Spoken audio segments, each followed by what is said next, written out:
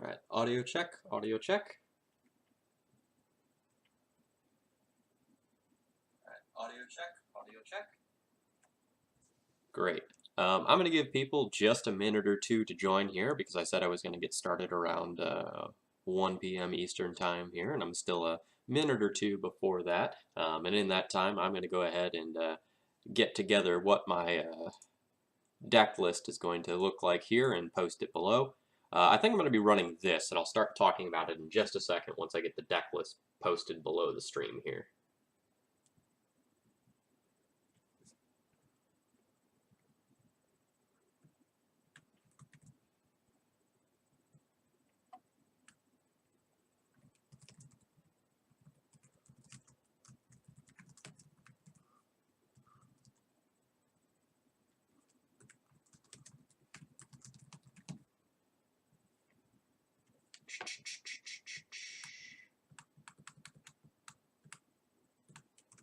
Add one horizon canopy to that. Take away one revoker. This one has one containment priest. It should have 3 rest in peace. No surgical extractions. And 2 cataclysm. 15, 1, 2, 6, 7. That looks right.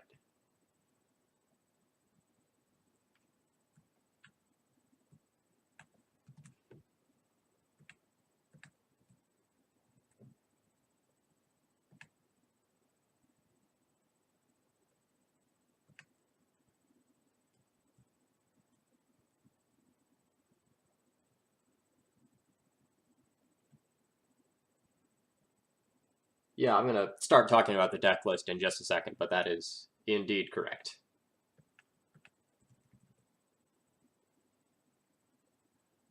Okay, I think I have the deck list correct below the stream now. Okay, so welcome everyone who's starting to filter in. In case you don't know me, my name is Phil Gallagher. I run ThrabenU University, and I'm a Death and Taxes enthusiast.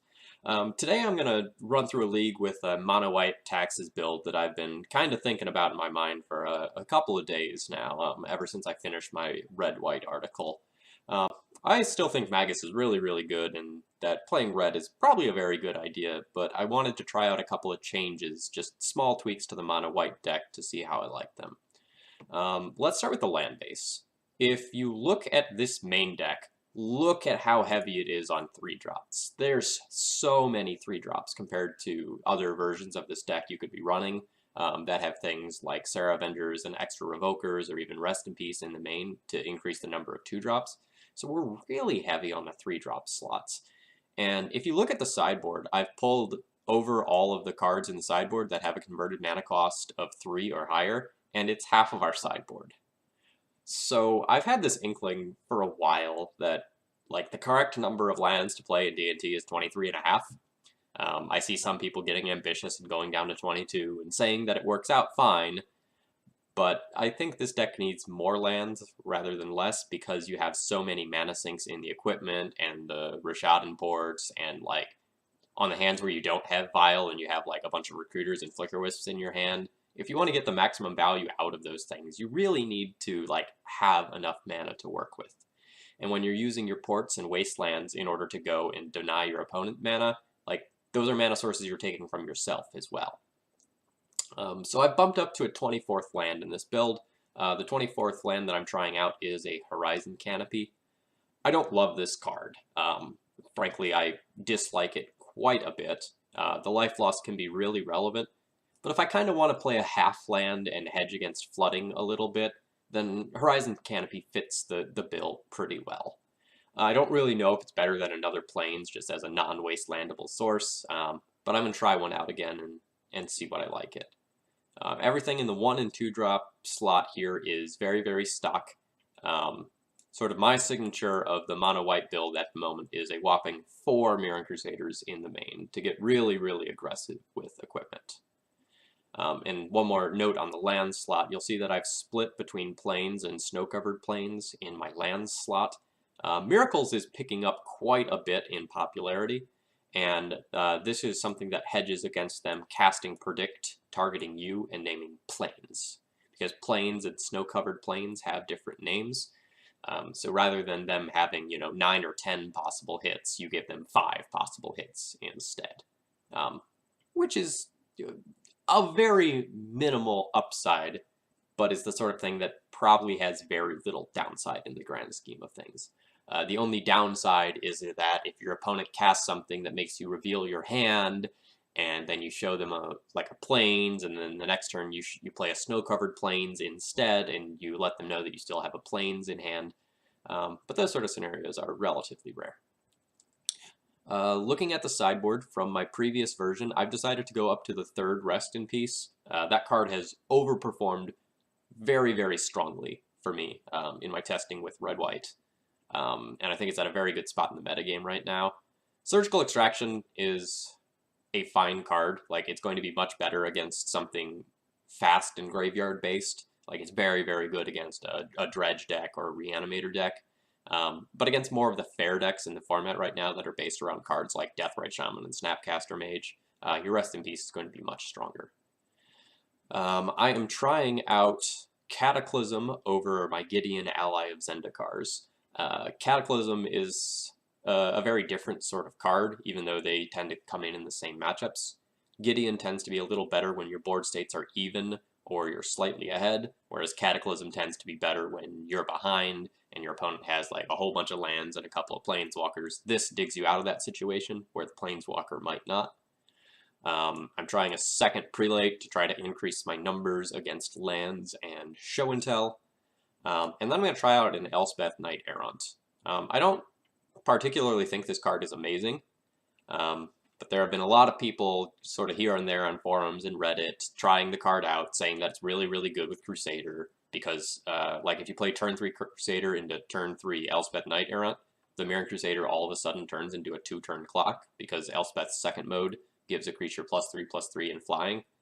So when you get protection from 2 colors, flying, double strike, that's a pretty nasty combination. Again, I'm not really sure that it's better than a Gideon, but it's something that I think is worth trying out. So this Elspeth and Sanctum Prelate came in at the cost of the 2 Surgical Extractions. So rather than 5 cards against graveyard-based decks, I now have 4 cards against graveyard-based decks.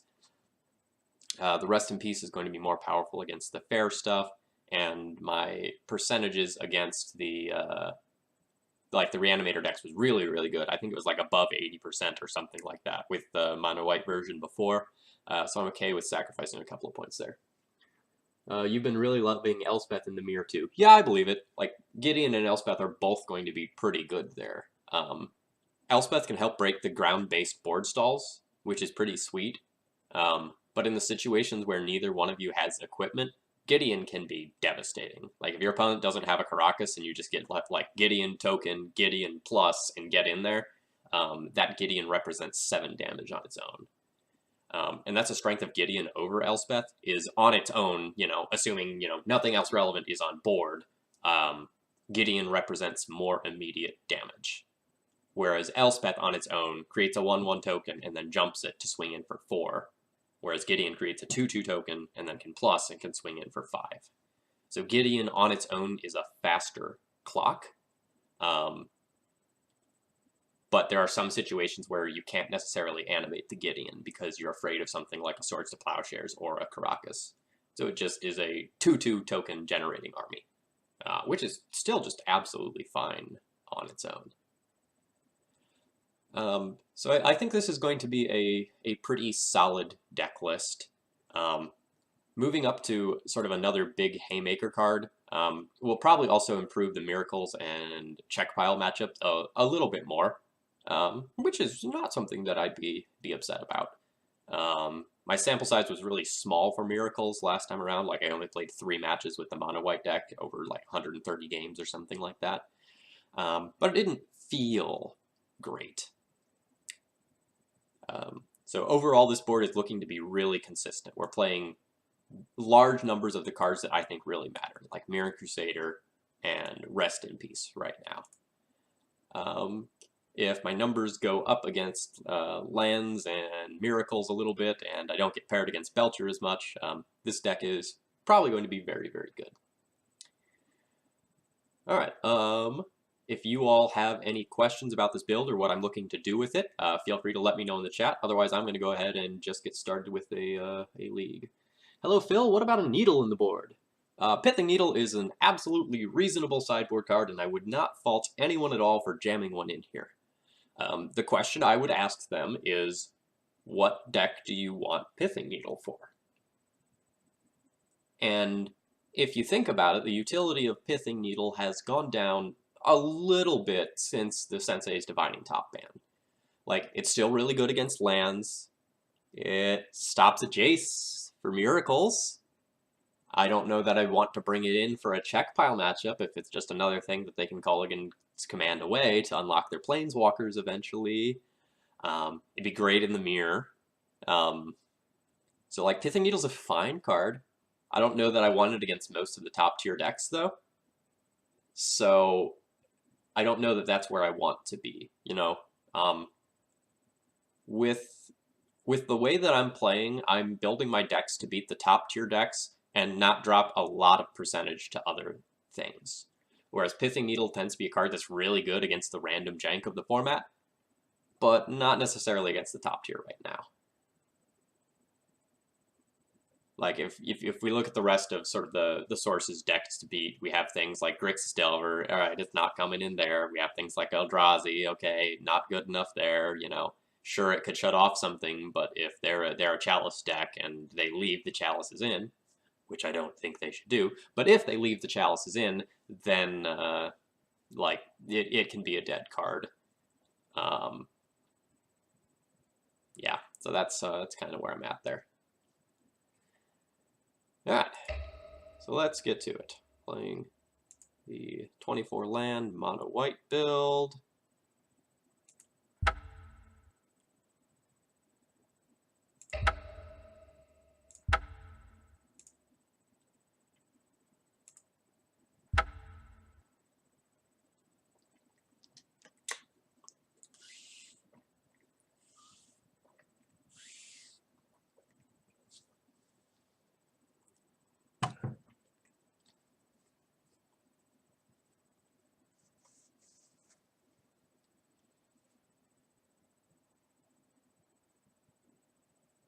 Oh, looks like all the trophies reset on Magic Online now. Alright, gotta win some new ones, get myself back up on this this leaderboard somewhere. I think I ended up with 5 in the last season, which is not unreasonable. Like, I went through a period of time where I played a lot over Christmas break, and then backed off a bit.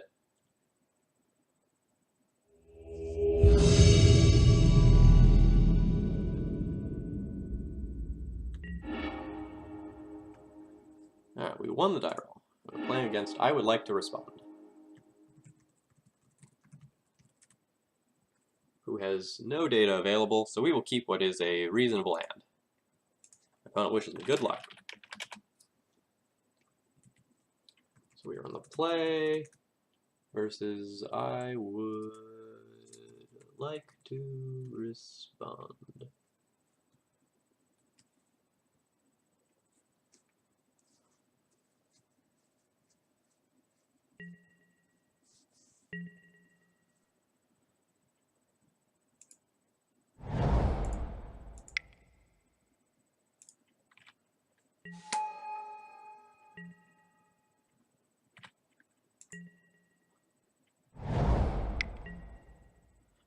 Alright.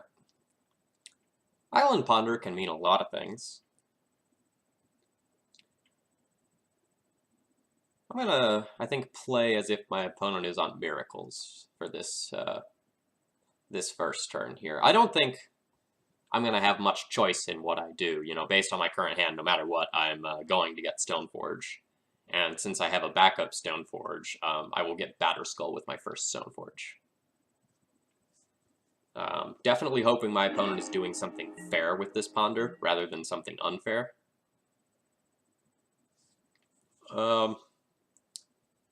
And sort of in that hope, I actually might want to put this cavern on core or artificer to make sure that this Stoneforge resolves in my follow-up Stoneforge, because I don't know that either one of these other two cards in my hand are going to be particularly amazing and worth using a cavern for. Like, long-term, I'd really like to put one on human,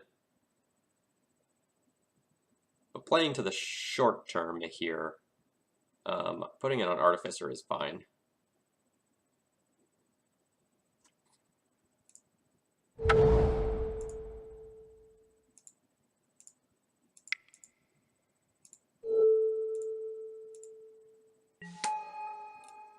Alright, my opponent F6'd.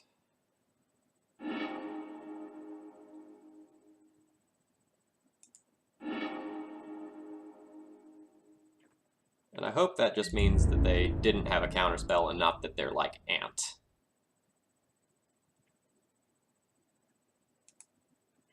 Because we're not gonna beat Ant on a draw like this. Alright, probably not Ant, probably Miracles.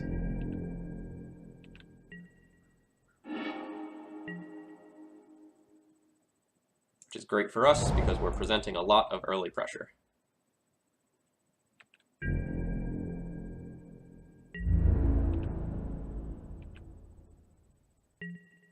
I would like to draw a land next turn.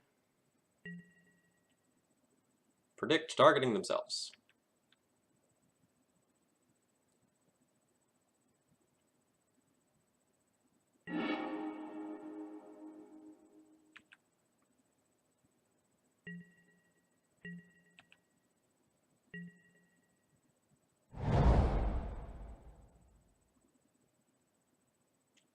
My opponent does not have a plains here, which is pretty great for us. Like, we don't have to fear any removal at all at the moment. And it also means that we don't have to fear a setup Terminus on our next turn either.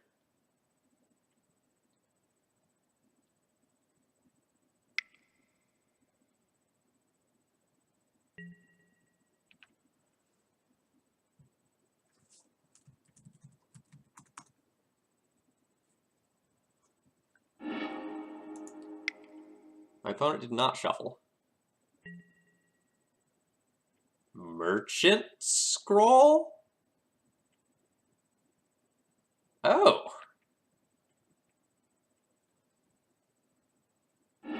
Well, chat. I may have been mistaken about what my opponent was playing. Let me just switch this to High Tide in my notes here. That's embarrassing. Okay.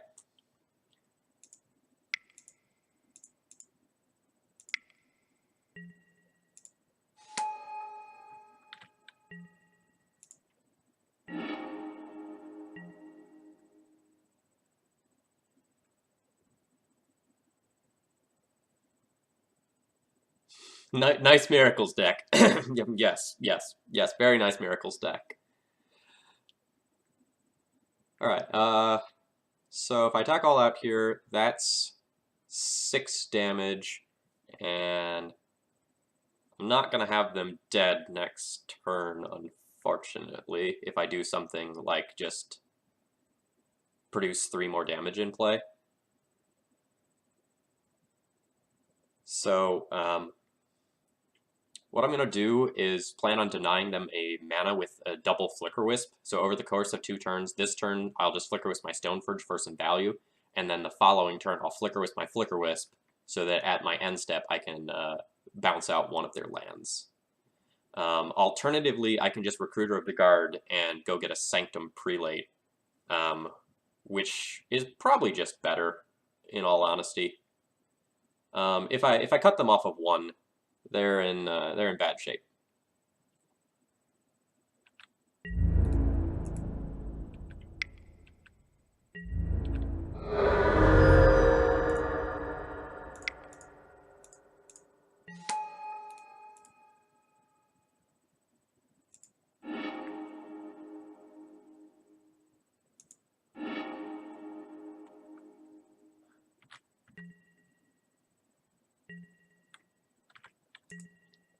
Of note, this is really the turn we're scared of because this can happen.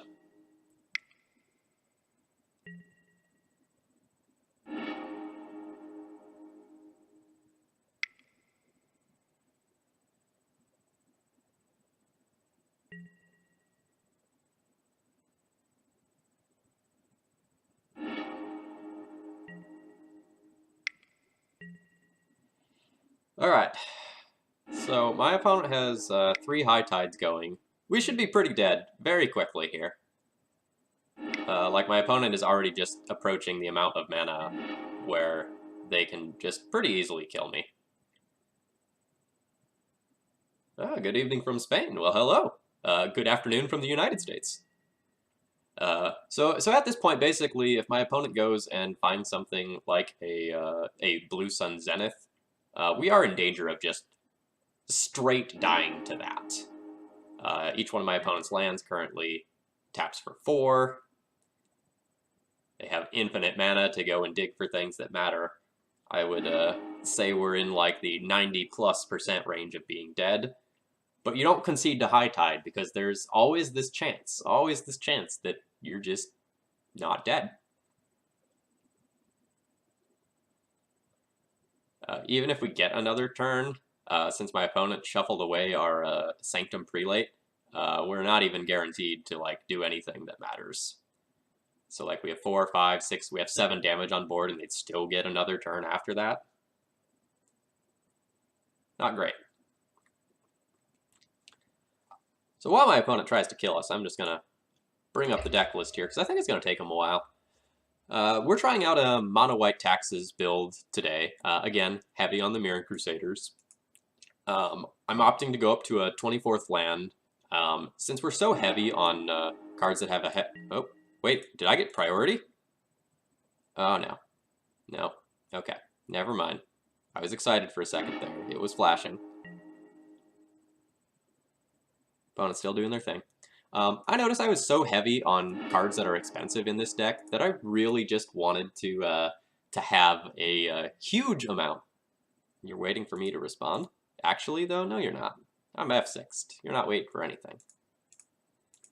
I'm so heavy on all of these high converted mana cost cards that I really just wanted to have land all the time. And a Horizon Canopy hedges against flooding a little bit while also adding another land. We also hate High Tide in Spain. I wouldn't say I... Oh, okay, now I have to do something. Yeah, take a Cunning Wish.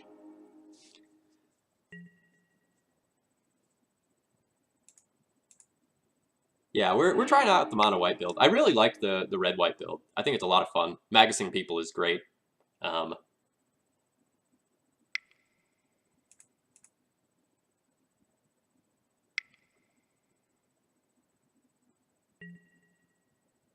Alright, still making mana. Maybe I'm dead now. Nope, not yet.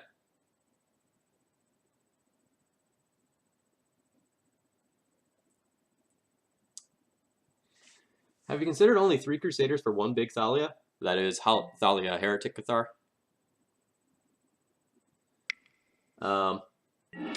You're less aggressive, but it's strong in the Miracles matchup and hedges against Elves a bit. Can randomly just host some people too. Yeah, that's absolutely reasonable. I don't really like Big Thalia. It's so much better on the play than on the draw that it's not necessarily a card that's consistent in power level, and consistency is something I really go for in my deck building. Hey, if my opponent turnabouts again, or excuse me, time spirals again, maybe my hand will get better.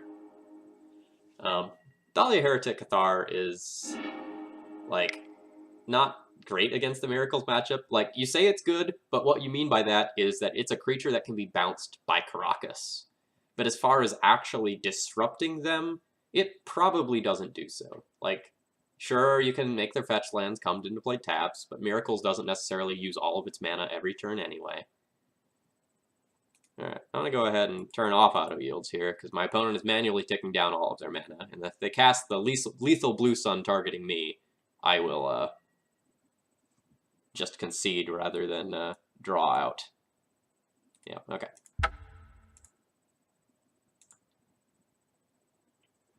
Alright, So we're playing against High Tide. This sort of War and Peace is going to come in, because they're almost always going to have 7 cards, and nugging them is great. Canonist comes in, it stops them from comboing off. Sanctum Prelate is great, and I'd even probably consider these Cataclysms. Like, they can't really do much if you get rid of their lands. This is probably a card I don't want to board in, but we'll see how many bad cards I have to get rid of. We'll get rid of these Swords to Plowshares. They're pretty terrible. We'll get rid of Jitte. That's not where we want to be. Seeing as we didn't see any Candelabras there, we'll probably cut these Revokers. But like at the same time, a whole bunch of Mirran Crusaders aren't necessarily the best thing against this deck either, and it's not like the Stoneforge package is amazing. So, like, if I'm only going to need to cut one more card in to also bring in these Cataclysms, which probably aren't that great, I will probably leave both Revokers in. Like, it's a card that can hit early for 2 damage, if nothing else. And I'll shave 1 generic beater in the form of Mirran Crusader. Like, there are other things you could do for this matchup. Like, if you wanted to get cute, you could try to board in a Rest of Peace so that, like, when they go to Time Spiral, you're not going to go and let them shuffle the High Tides back into their deck. But that's such a low impact play on average that I don't think I necessarily like that. The one merit to keeping an extra Crusader in the deck would be that with a piece of equipment, it provides an extremely swift clock. So I could see leaving it in. Like, it's possible that I just want to cut something like the Batterskull, because I'd want a sword over the Batterskull in most of the cases anyway. Like, if I get to fetch against this deck, if I don't have anything I need to protect, I get Sword of War and Peace. And if I do have something I want to protect, I get Sword of Fire and Ice, because that will stop the blue-bound spells from getting a Thalia or something of that ilk off the board. So I don't think I'm ever going to fetch a Batterskull, like, unless my hand's really bad. So I think I like this.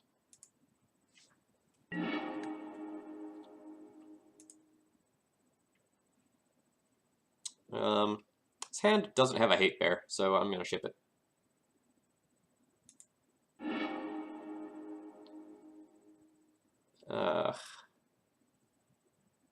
This hand's not great. Like, it doesn't particularly do anything in the matchup, but it has tools. Like, I have Aether Vial, which is the best card in the deck. I have 2 lands already. This is probably better than the average 5, even though it doesn't particularly do anything in the matchup. Like, I get a few turns. My opponent probably can't go off until turn 4. I could see shipping this one, since it is the fair side of the deck.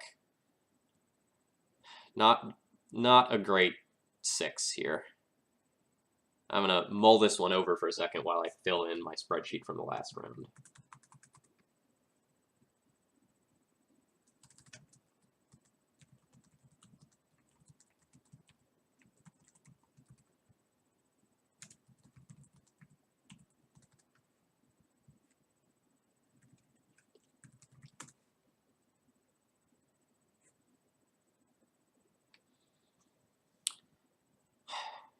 I'm down a game. I really need to win this one to stay in this set. This hand is really fair. I will ship it and accept the fact that I might get something worse. But any hand with a Thalia or a Canonist is going to be, like, exponentially better than this hand.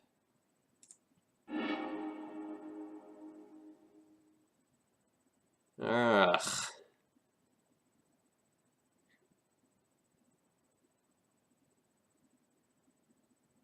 Well, I'll keep the terrible hand here, I suppose. This is definitely worse than our 6.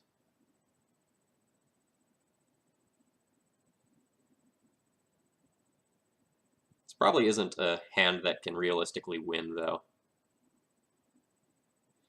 Keeping that in mind, I might just ship this as well. This is terrible. Yeah, I'll ship it.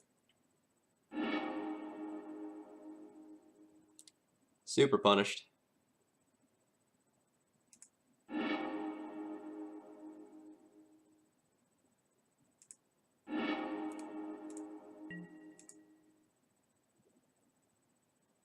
All right, we'll see if keeping the 6-card hand would have been fast enough. Like if my 6-card hand only had fair cards and didn't present any sort of swift clock at all. So I get to play the Stoneforge on turn 2, put in the sword on turn 3, attack with sword on turn 4, which hits them for 1, 2, 3, assuming they have 7 cards, 10, and they're dead on their turn 5.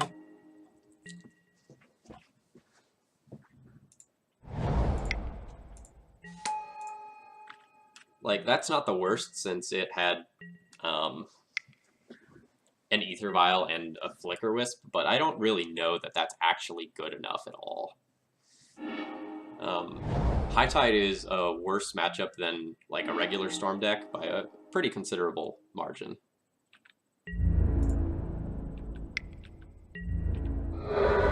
So I don't think we win bad matchups by not taking risks. Don't worry, your opponent will help you draw cards pretty soon. Yeah, if my opponent like doesn't go off and just like randomly time spirals to give me a new hand, that'd be great.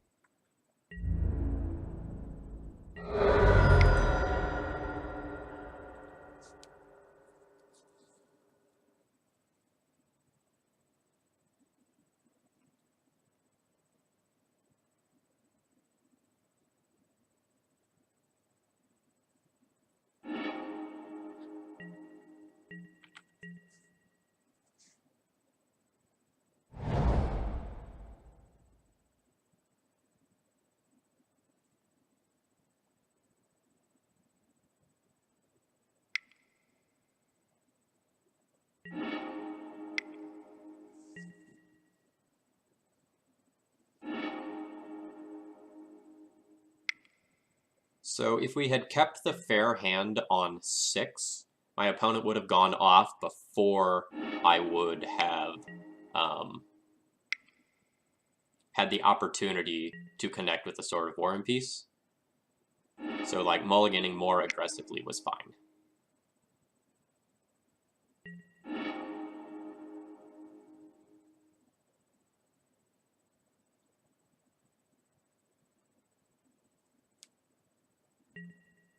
Yes, the mix of snow-covered plains and regular plains is to hedge against Predict, which High Tide is also playing now.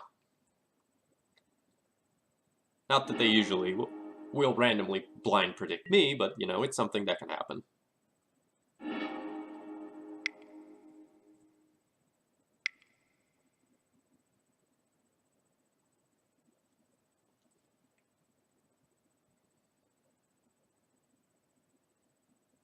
Again, there is some minimal amount of hope that we aren't dead. Like my opponent tapped low here. Gonna get a turnabout. No. Yes. No.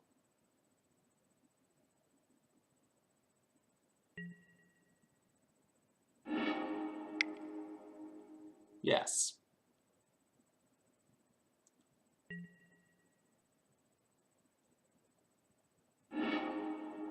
Chat, this is pretty boring. I hate playing against High Tide, sort of for this reason.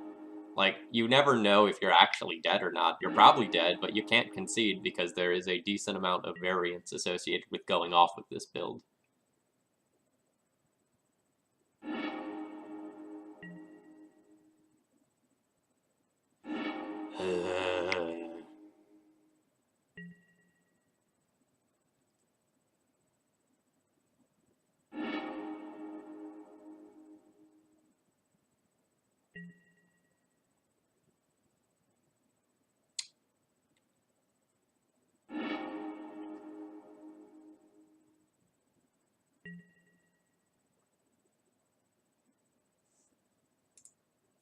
So again, I'll bring up the deck list while they're going off here, show you all what we're thinking about for those of you that joined a little bit later.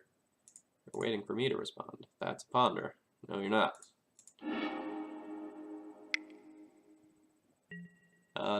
Nothing too fancy here. Just sort of regular mono white stuff, maxing out on the Crusaders again. Trying out a few new toys. Trying out an Elspeth Knight Errant in the board. And trying out a 24th main deck land.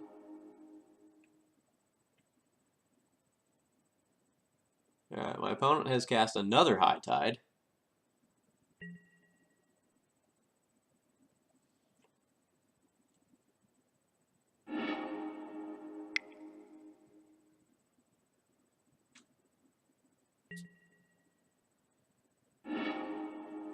Oh, yes. It's like, my opponent's play speed is very, very good. So I'm happy with that. What was the cut for the canopy? I dropped down to 2 Revokers. Revoker's really good in the mirror, but more generally, his utility is just fine right now, rather than excellent.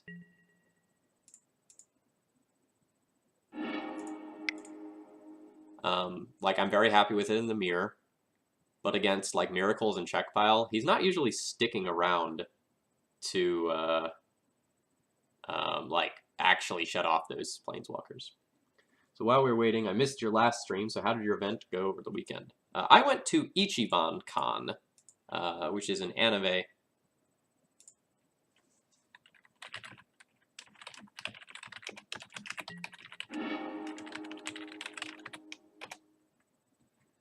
Which is an anime convention in North Carolina. I had a lot of fun, went to like a J-pop concert and a number of other really interesting things. A couple of pretty hilarious, like 18-plus comedy panels. Game 2, we mold to oblivion.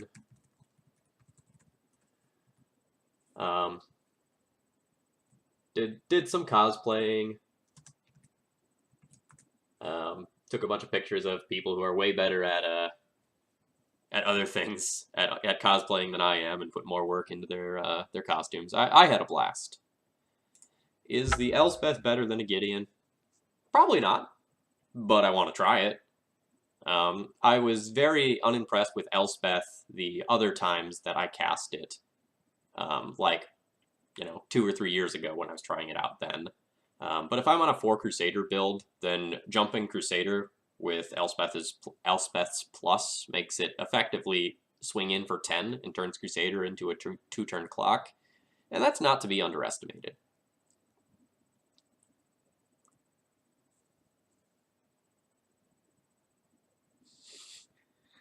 Cutting the extra Evoker is going to hurt our Elves matchup? Sure, I'm fine with that matchup falling from 20% to 19%. That's okay. That's fine. We'll take that one.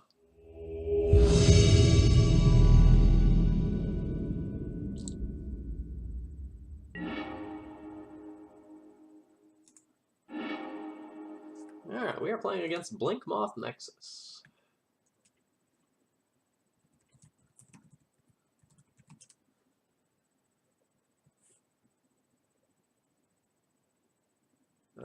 No legacy results for them.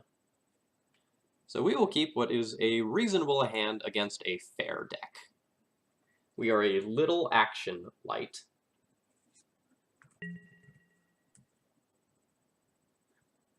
But we have an Ether Vial. An Ether Vial is a great card. And we have a Wasteland. Wasteland's a great card. And if nothing else, we get the curve of Jitte into Crusader into kill you with in 2 turns with Crusader. Where do the Gurus fall on the basic planes ranking for you? Guru is a solid choice. It's not one of my absolute favorites, necessarily, but I think it is top tier. I play the Lightning Planes in real life. I also really like the Zebra Planes, the Great Wall Planes.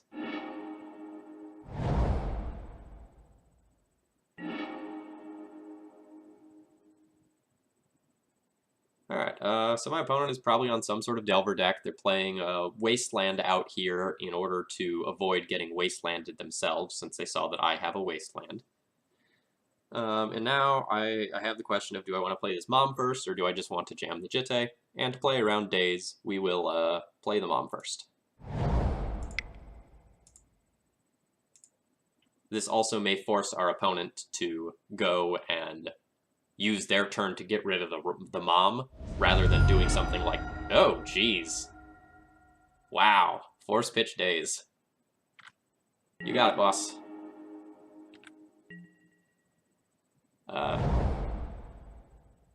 Well, my opponent likes their Wastelands. And we're going to play out this Caracas, and if they want to Wasteland that, great.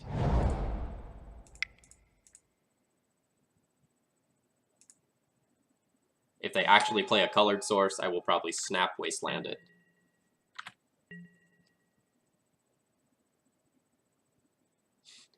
You're okay versus Daze either way because they don't have an island. Sure. That's fair.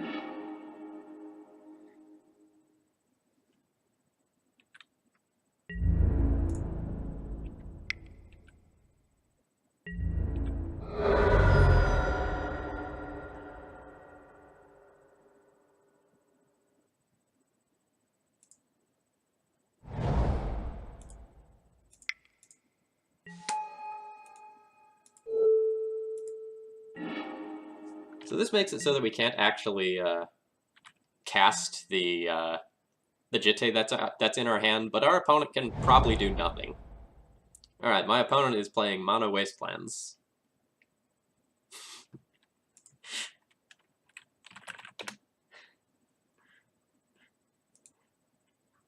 So I'm gonna go ahead and assume that my opponent is on Grixis Delver, and I will board for that. All right, so who is my opponent? My opponent is Blink Moth Nexus.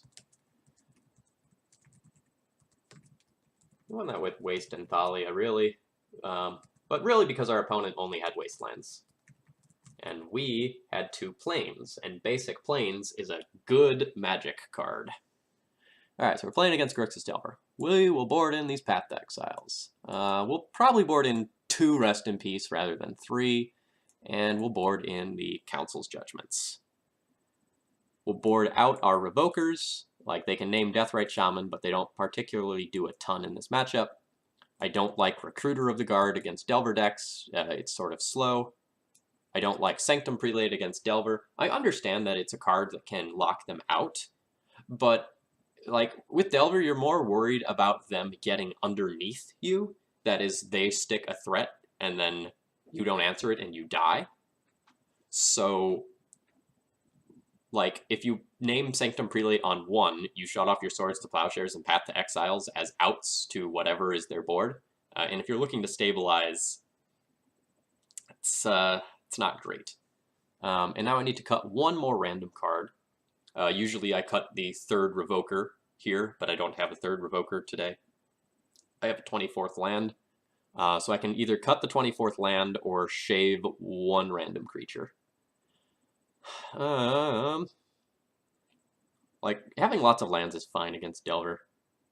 I guess I will just trim a Crusader.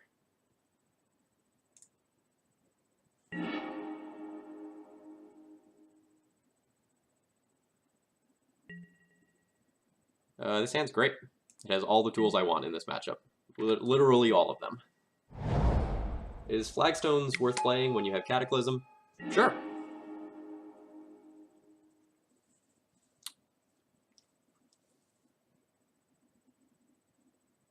So I'm going to play Aether Vial this turn, and then I'm going to plan on Swordsing this Delver and Wastelanding my opponent on the following turn.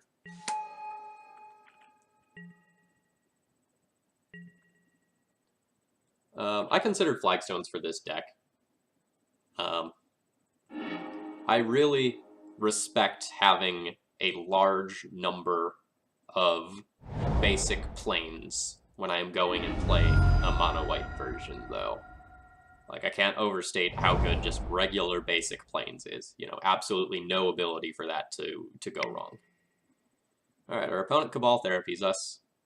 They will probably name one of the two cards that are in our hand, although Stoneforge Mystic would be another card that is a respectable name.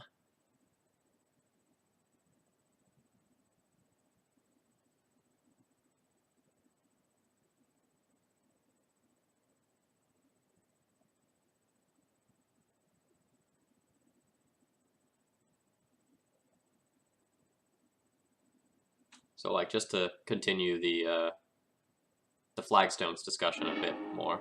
Ooh, my opponent named Stoneforge, which is awesome for us.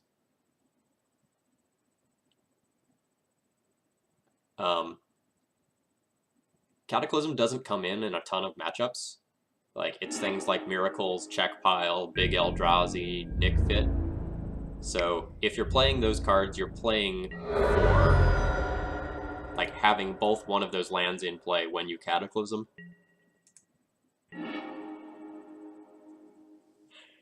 Okay, if I wasteland my opponent first, I can play around them having a Spell Pierce. If I Swords to Plowshares first, I can play around them having a Daze. I don't think my opponent has Daze. So the real question is, do I want to cut them off black, or do I want to cut them off of red? And I probably want to cut them off of black.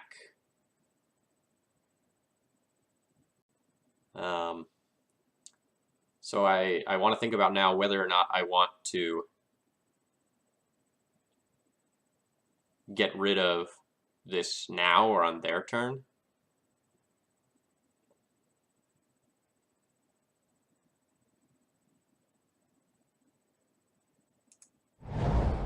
I'm going to go ahead and Swords to Plowshares this now, so that my opponent can't do something like Brainstorm into a piece of removal. And my opponent could have a Stifle. Which wouldn't be great for me. But if I let them untap with this, there's a possibility that they could do something like Ancient Grudge my Vial that I couldn't do otherwise. So I'm going to go ahead and Wasteland now.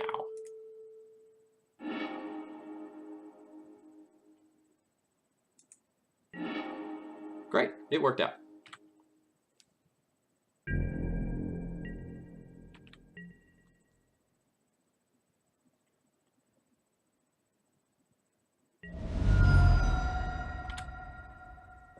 And if my opponent doesn't do something that matters this turn, they are going to be in very bad shape, because this Thalia comes down off of the Vial, and then I get to port them out of this game.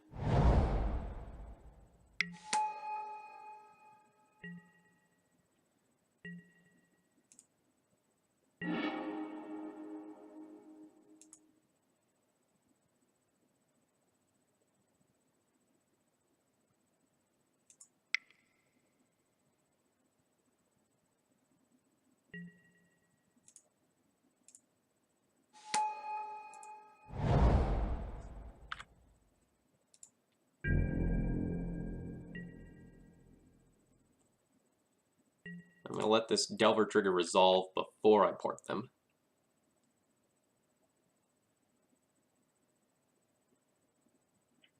If I try to port them before the Delver trigger resolves, they can fetch and Brainstorm in order to flip it. They failed. That actually makes me want to see if they wait until their draw step, and like whether or not they want this card. But I'm going to go ahead and port them now anyway.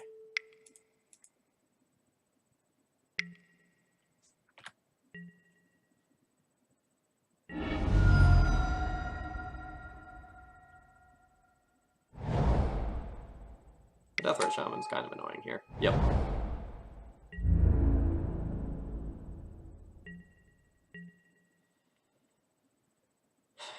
I will tick this up. I have a ton of 3-drops in my deck. Batterskull's not a great draw.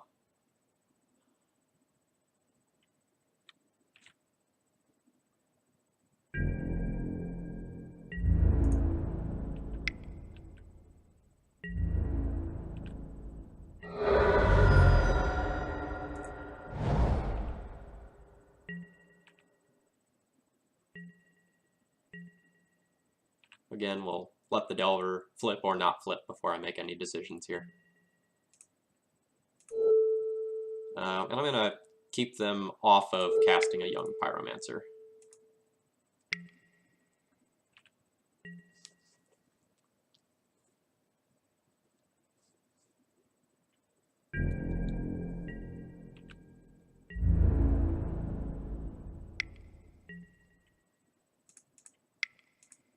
See if they have a Stifle.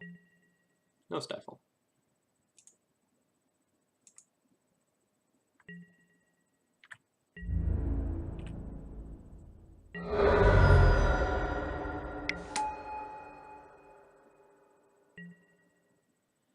Double Deathrite Shaman's kind of annoying.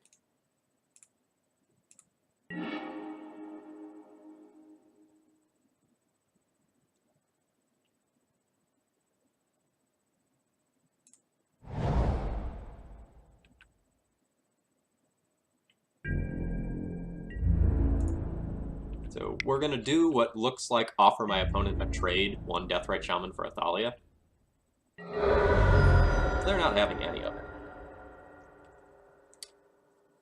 And now I have to think about whether I want them to have a Deathrite and a Delver, or 2 Deathrites. And I think the answer is 2 Deathrites. Like right now, there's not a ton of stuff in Graveyard for them to eat, and they can't actually gain any life with it.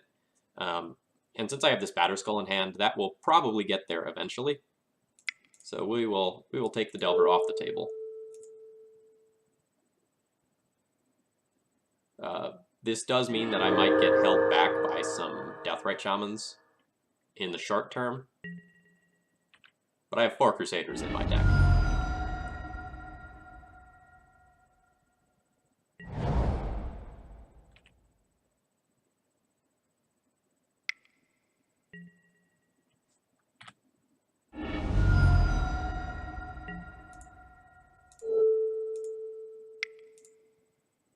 And sort of the nice thing is that if my opponent takes this Thalia off the table during this turn, I will get to hardcast this Batterskull.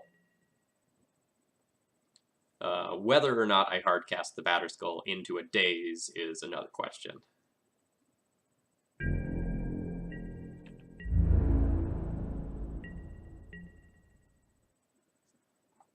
Again, I'm going to just keep taking actions to see if my opponent responds to them. The answer so far has been no.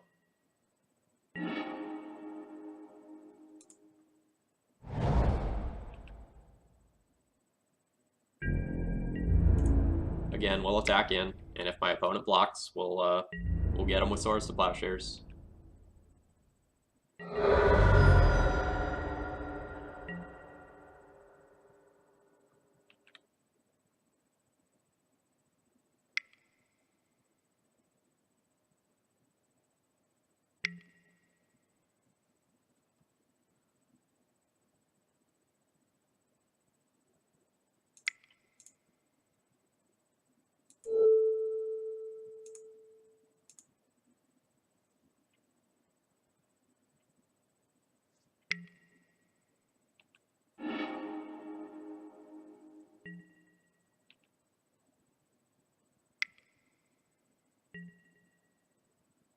Lightning Bolt the Thalia. Sure. So now on our next turn, we are going to get to hardcast this Batterskull with protection from Daze.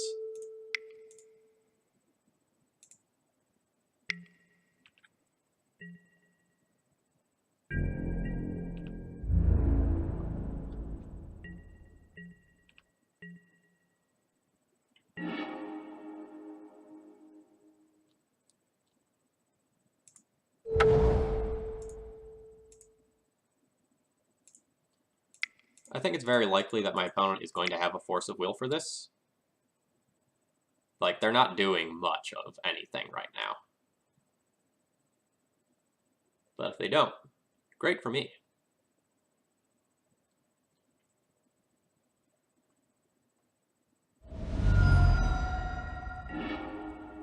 Yeah, Force Pitching Daze. Sure.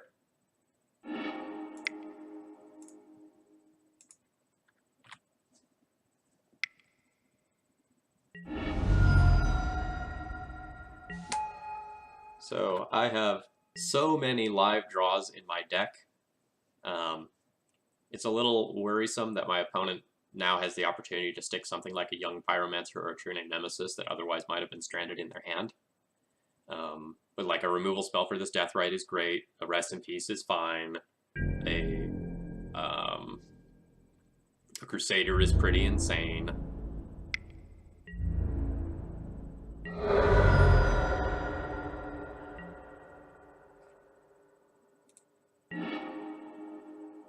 Well, this is not really what I want to use a Council's Judgment for. It's not like I'm going to not cast it. My opponent has sort of conspicuously left up 3 mana. That makes me worried about something like an Is It Staticaster, but that's not something that's going to kill me.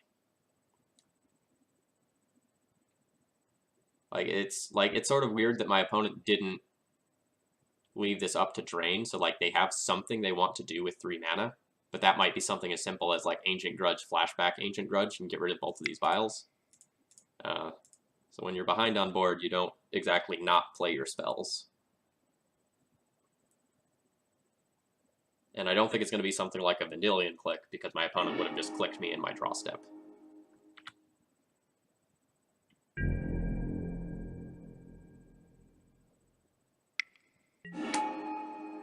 Snapcaster Lightning Bolt it is. Sure.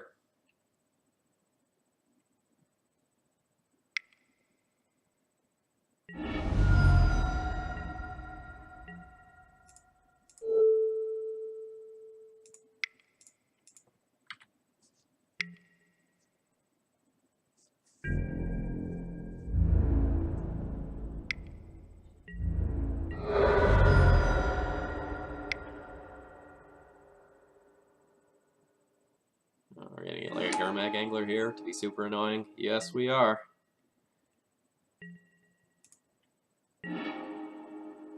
Alright, so we lost this game due to just kind of flooding out.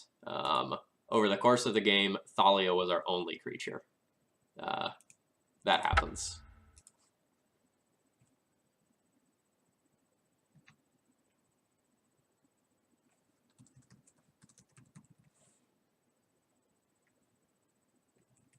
Alright, so we were on the draw, and we lost. Now we're on the play.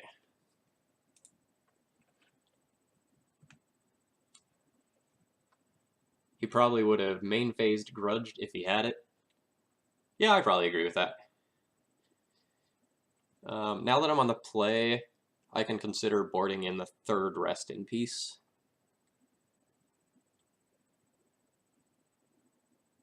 But I think I'm fine with just 2. Hey guys, how's it going? Things are going okay here. We lost our first match to High Tide, and we're going to Game 3 against Grixis Delver now. This hand is really solid. I'd like to draw a removal spell, but I'm going to get to play a Vial, Vial in a Mom, and then I have the potential to either hardcast this Stoneforge or wait and Vial it in, and I have this Batterskull in hand as a surprise. So I won't be showing that when I go and fetch.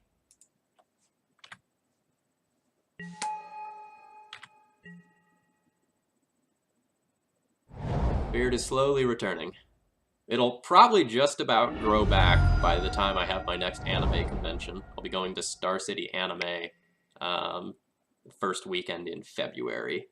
So it'll probably be like just about back, and then I'll lose it again. And my opponent shuffles with their Ponder. That's great for me.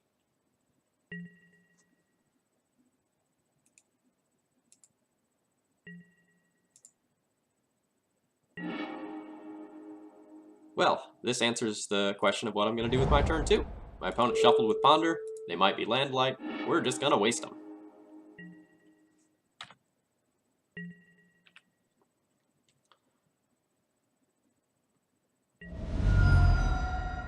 Alright. You see that I have a Mom, and a pretty exciting hand, in all honesty. Do you have a land, sir?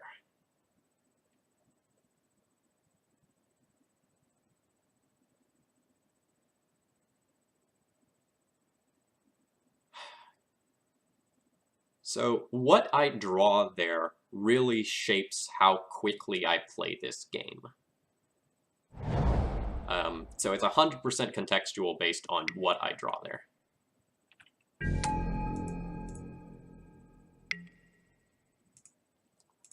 Like, if I draw another 2-drop, I probably jam. But if I don't draw another 2-drop, I might hold it. Phew.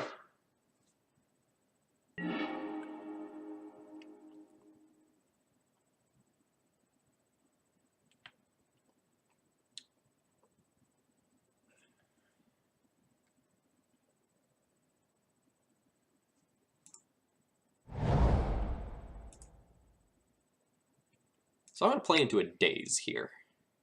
So what I'm going to do is I'm going to put in this Stoneforge Mystic. I'm going to fetch up a Jitte. And I'm going to see if my opponent wants to daze this. If they daze this, they fall really far behind in the mana race. And then I'm going to tick up this Vial to 3. I'm going to like Vial in a Batter Skull. So like I actually don't care that I lose this card. It also makes my Stoneforge look like it's not important, and my Stoneforge is pretty well protected right now. So essentially the only card I care about my opponent having right now is Cabal Therapy. If my opponent goes, like, never mind, it's irrelevant now. But if my opponent went, like, Underground Sea, Cabal Therapy, Crusader, Sack Delver, Cabal Therapy, Batterskull, that was about the only way that I would start falling behind on this board. And my opponent says, F Magic!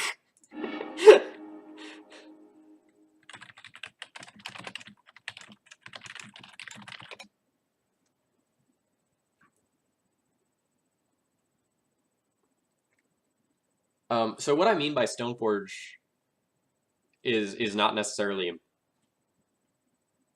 important, is that unless my opponent has, like, Cabal Therapy, they're not answering this stuff that's in my hand right now. So I don't actually care about that the extra card Jitte there. And if my opponent has to daze it, like, great, I'm so far ahead. And if they don't, I'm also so far ahead. That's what I meant by, like, I don't care about the Stoneforge. Like, it's the part of it that matters has already happened. All right, so we win that one.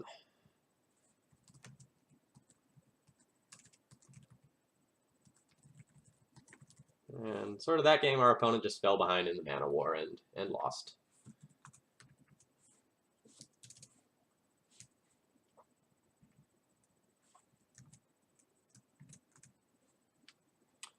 All right, so we jump back in. We're playing Mono White Taxes today with a whole bunch of Crusaders.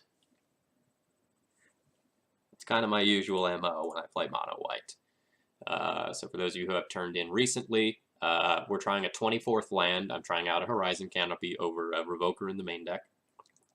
And I'm trying out a couple of different things on the sideboard. I'm trying Cataclysms over the Gideons. And I'm trying Sanctum Prelate number 2 and Elspeth Knight Errant over the Surgical Extractions that were there. My win percentage versus Reanimator was really, really, really high. Probably higher than it needed to be.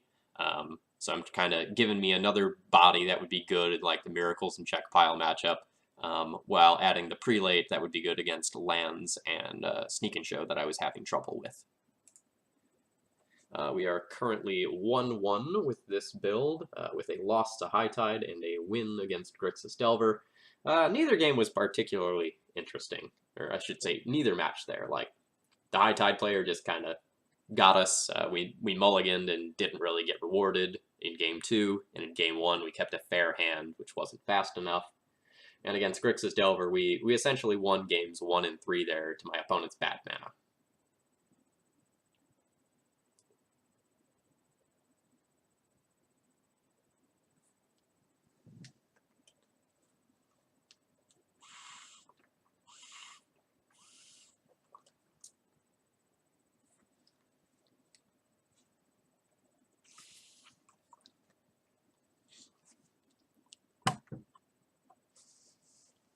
So kind of what we saw with that game there was that sometimes when you play a bunch of non-basics, you will just lose a game to one wasteland.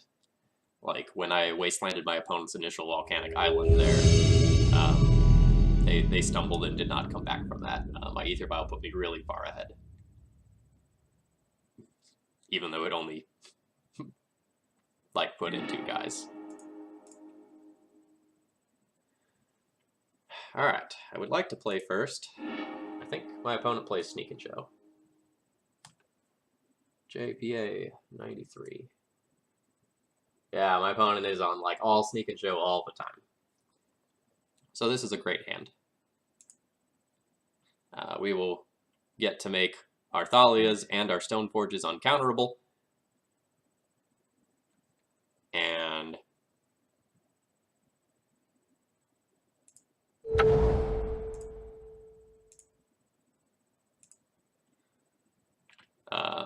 so we'll get to make Thalias and Stoneforges uncounterable. Or if we get to the situation where we draw a white source, I might just go and make... never mind, we didn't draw a white source, so it's irrelevant. So this one has to make Artificer.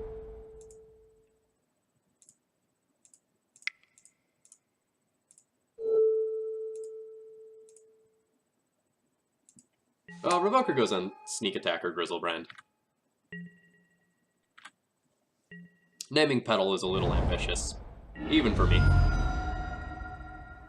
GP finalist JPA 93. So our opponent's great. Okay, well that's scary.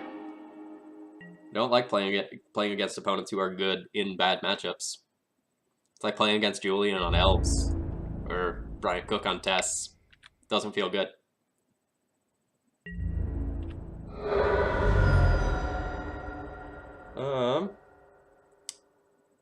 Do I want to just jam a Stoneforge here and have the potential to start getting in with a sword the next turn? Or do I just want to play it safe and put a Revoker on a Sneak Attack? Like, they can't Sneak Attack me this turn anyway, because even if they play a Soul Land, that's just 3 mana. So if I play a Stoneforge now, I can tutor up a Batterskull. And then if I draw a land, I can both Revoker and Batterskull. And if I don't draw the land, I just Revoker. That's fine. And doing it this way leaves me something to show and tell in.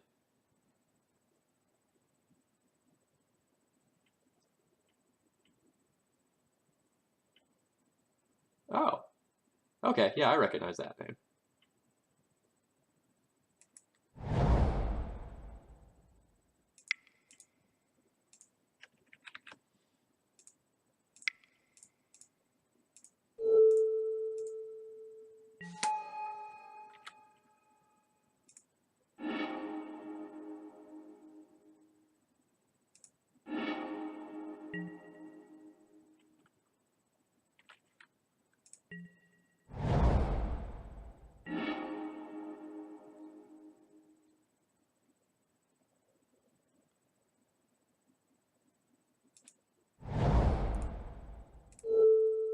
That was a great draw.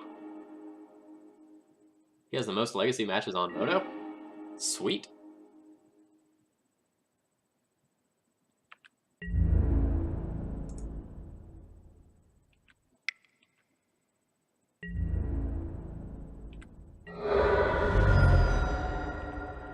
So somebody said I usually get Sword of Fire and Ice here instead of Batterskull. Yes, I agree. I believe that that is usually the correct play. However, looking at the content of my hands, I have so much stuff to do that I'm not going to want to use my mana to equip that card. So since I don't want to equip it, what that means is that I should just get the Batterskull for the faster clock.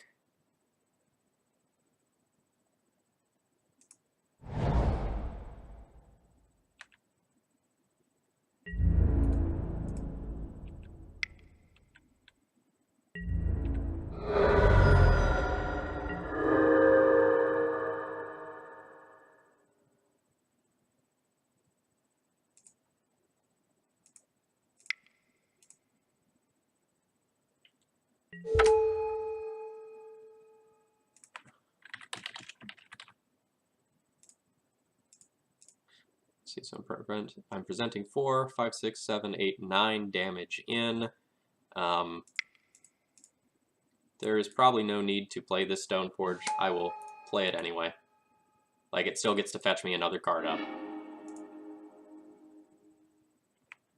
And it is another permanent if my opponent somehow Emrakul's me.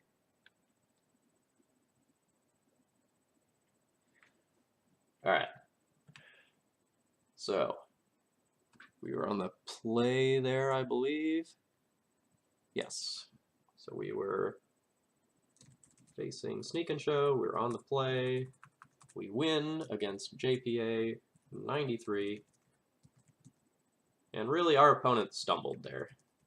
And we won with Thalia. Like, the other cards were nice, but Thalia was the card that actually mattered in this matchup. Alright, so looking at our sideboard, we bring in Sword of War and Peace because it is awesome and amazing against combo decks. We bring in Containment Priest. It won't always be good against the Omniscience draws, but it is something that can be fine.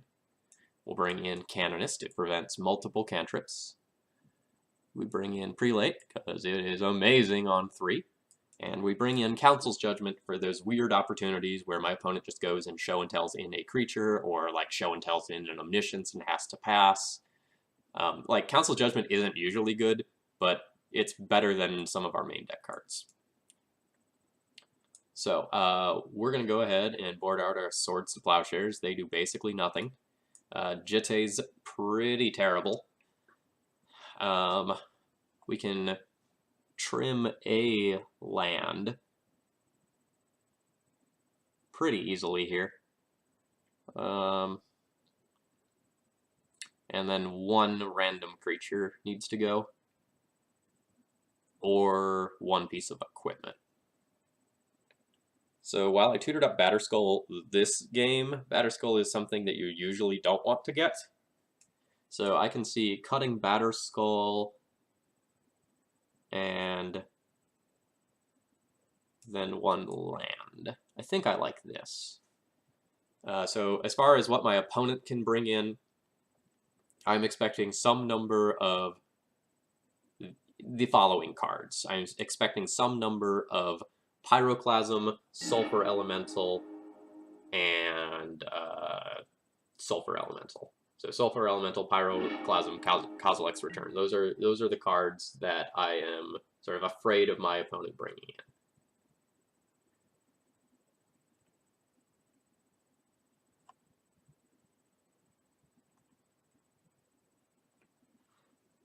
So this has the right sort of things I'm looking for, but not lands.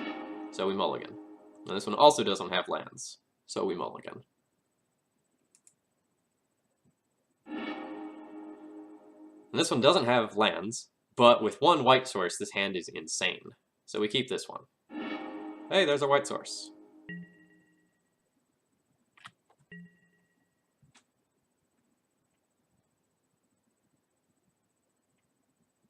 My opponent's last deck list had 2 Pyroclasms in it.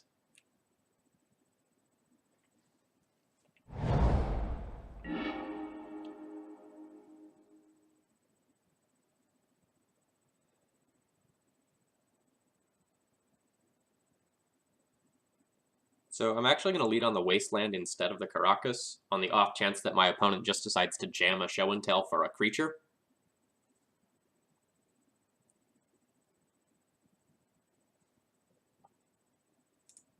My opponent probably knows this matchup well enough to not do that.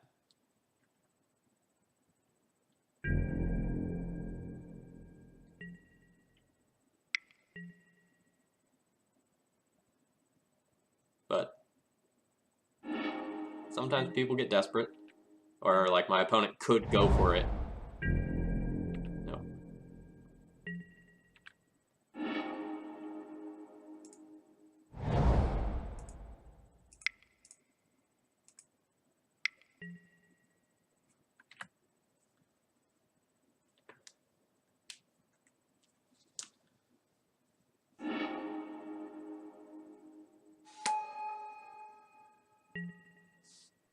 Well, I'm happy my Thalia resolved, but slightly scared that it did at the same time. Because if my opponent doesn't have counter magic, then that means their hand is full of goodies. Or maybe just a bunch of cantrips.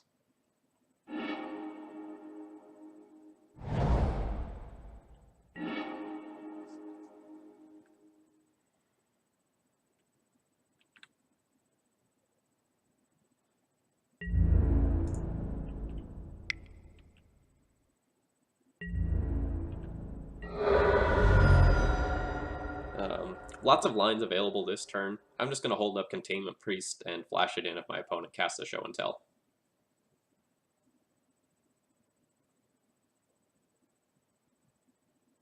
Which is sort of awkward, because off a Show and Tell we'd like to put in this Flicker Wisp.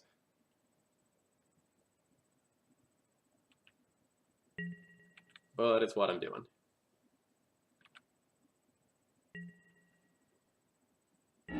Someone in chat says slowly kill him with Thalia and hold Priest.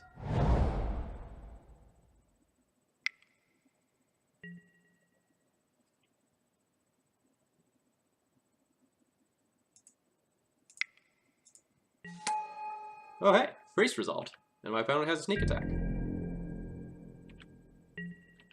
So now we're just terrified of my opponent having a Pyroclasm. Super unfortunate this other land is a Caracas, because otherwise if we drew one more land we could get this sneak attack off the table completely.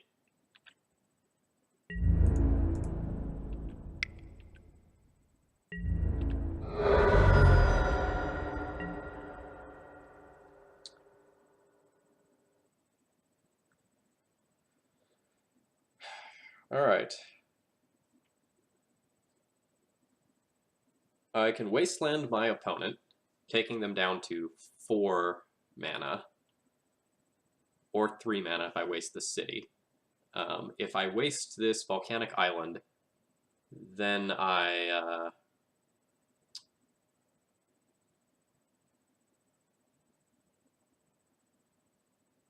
then I'm still in trouble if my opponent Pyroclasms, but I won't be dead this exact turn. So it might be a good idea for me to preemptively Recruiter of the Guard for a Phyrexian Revoker. Although then my opponent can just wait another turn and Pyroclasm with backup. I could Recruiter for a Mom to give my opponent the fewest opportunities to get rid of this. Or I can just Wasteland them off of mana and sort of constrain their ability to cantrip towards it. Tricky. I can also Stoneforge, get a sword. But that'd be 2 turns away from doing something that mattered. I do have Caracas as a land, so I can also just Wasteland them, leave Caracas up, and that might be my best line. That will mean that they'd have to draw another red source in order to do something that matters. Or I can Wasteland them once, use my Caracas like a Lotus Petal Stoneforge. Okay, I like that one.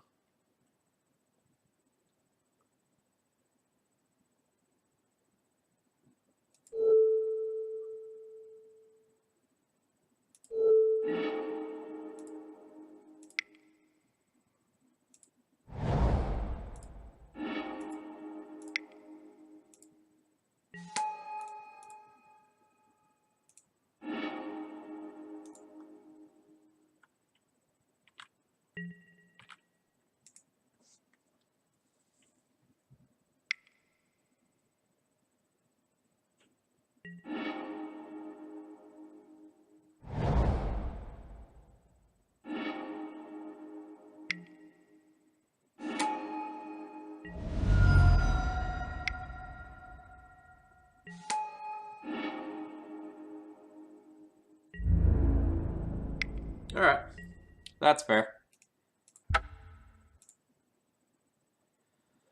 So, because my opponent has this Emrakul, I'm not stopping that no matter what. So, even if I leave this Caracas back and I bounce the Emrakul, my opponent still gets in with a Grizzlebrand, gains 7 life, can draw 7 more cards, and I don't have anything in my hand that can sort of stop another sneak attack with 2 activations for the Emrakul the following turn, so I'm dead either way. Unfortunate.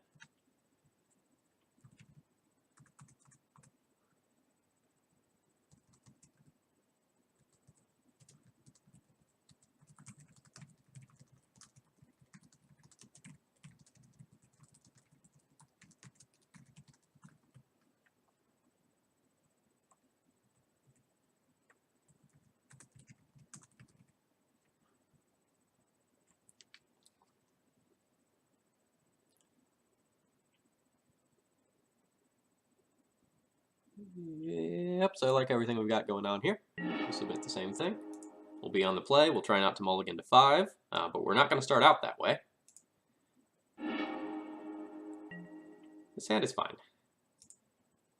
It doesn't have a 2-drop, which is a little unfortunate, but it has a Vial and 2 priests, or excuse me, 2 prelates.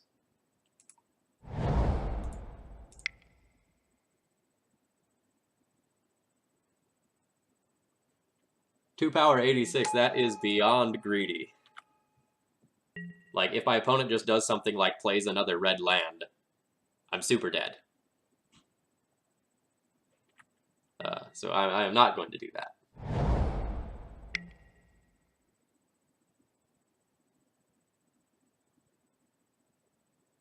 It would also waste my 2 mana for that turn. So my opponent has played well by playing a Lotus Petal, not giving me a chance to just Thalia in.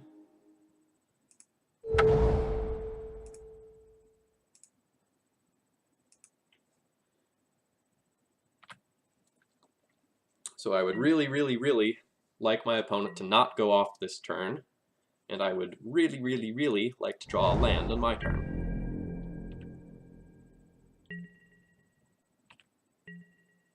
We get at least one of those things here. Alright.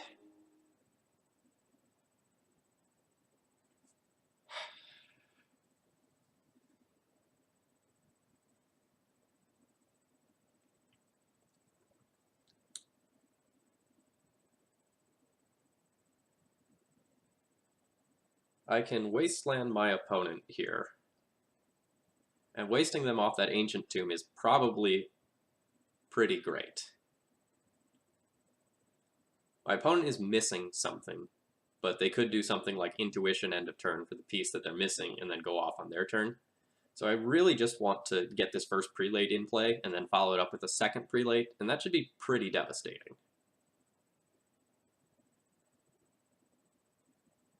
Like, there's a possibility that if I just wasteland one of my opponent's lands here, that they Intuition for their missing piece and just land kill me, whereas this prelate will probably demand being answered.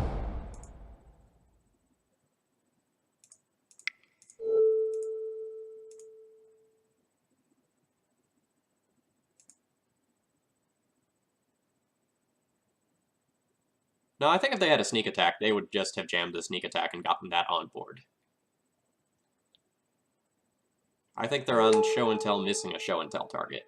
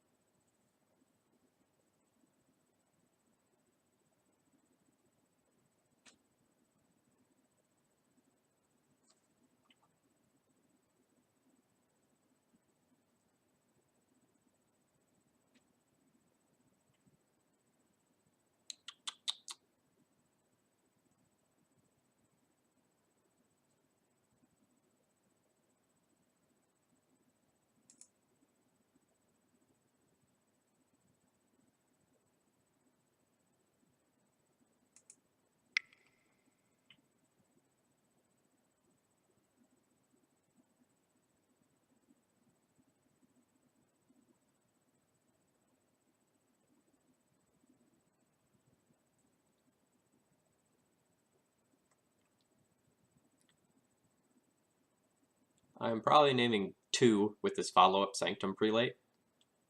That way I will shut off Sudden Shock and Pyroclasms as out for my opponent.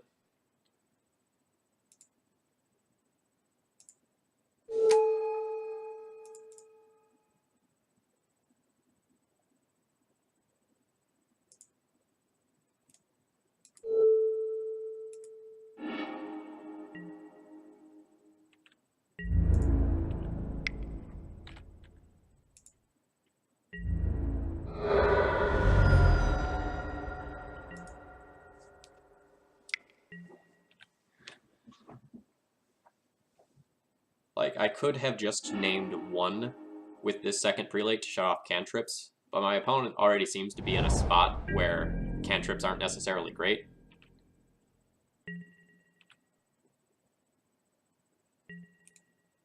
Always no to this at this point.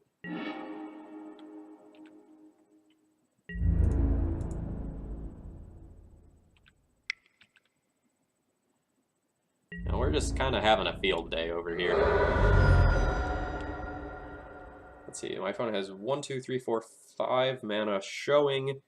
If I resolve a Revoker, they should be on just like literal 0 ways to win. Okay, no, they could still Through the Breach if I Revoker. But if I Revoker for sneak attack, then Through the Breach is the only way that they can cheat a creature into play still, because I've shut off Show and Tell already.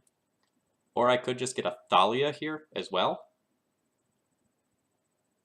Whatever I do the following turn, I will have Flicker Wisp as backup.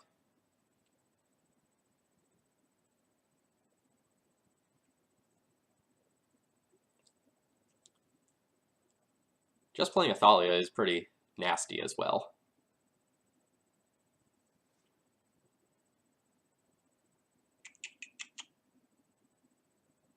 That's not how City works. City is whenever you play a land. Although I could just Flicker Wisp let their City out to keep them off of casting something.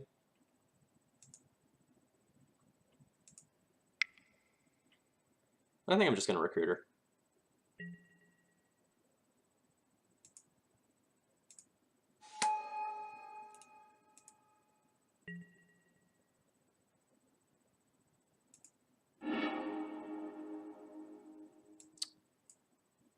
Ooh, actually, we can just Recruiter for Containment Priest and hold that up for the rest of the game. I won't cast it, because it'll shut off my Vial. But like having the threat of that is disgusting. So I think I like that better.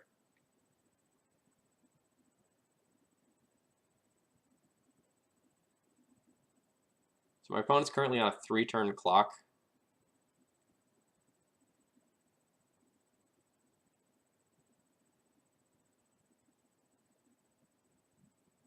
Yeah. This priest is pretty sweet.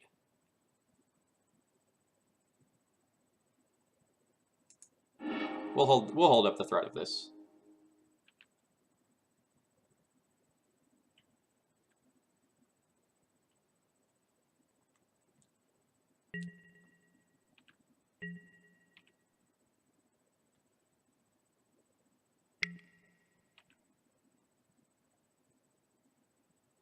I can also just jam the priest and then have a 2-turn clock by physically attacking. But my opponent concedes in, so I don't even need to think about it. Interesting spot.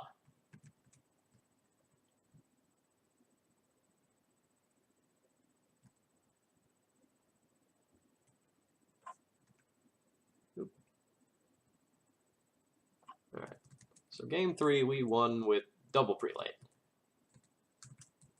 That was pretty straightforward. That matchup can be pretty tough. Having the second prelate there very obviously was quite helpful.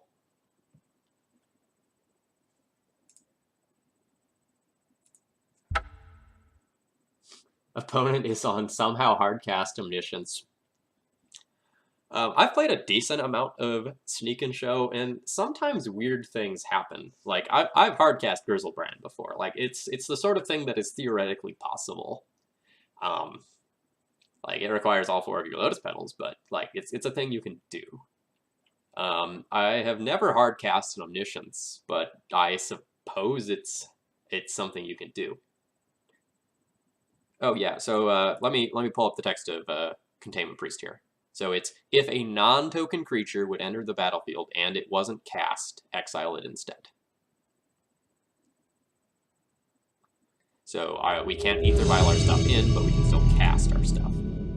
Alright, so we're currently up 2-1 in this league, and we have been paired again. We're playing against Mr. Hat. Let's see if we have any data on Mr. Hat. We do not have any data on Mr. Hat. This is a great hand against a fair deck, so we'll keep this. Like, if my opponent leads on a Deathrite Shaman, I'm very happy with this hand.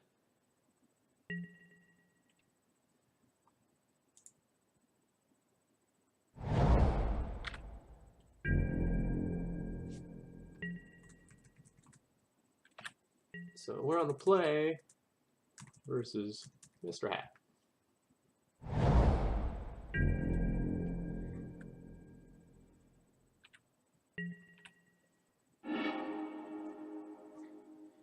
Prelate's a fine draw. We jam Stoneforge number 1 and see what happens.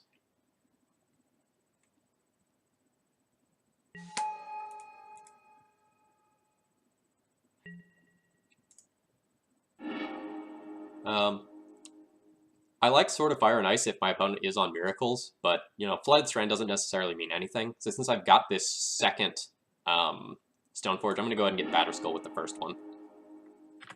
It sort of leaves the most doors open.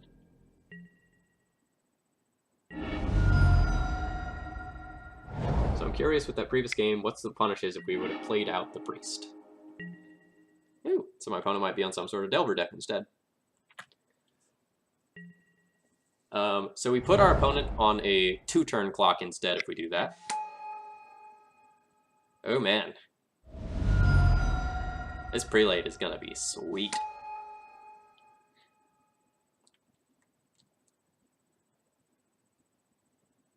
So I can just jam this Prelate and try to do it on 1 right now, and try to effectively lock my opponent out of the game that way. Or I can both Stoneforge and Swords to Plowshares on my turn. That's going to be tricky.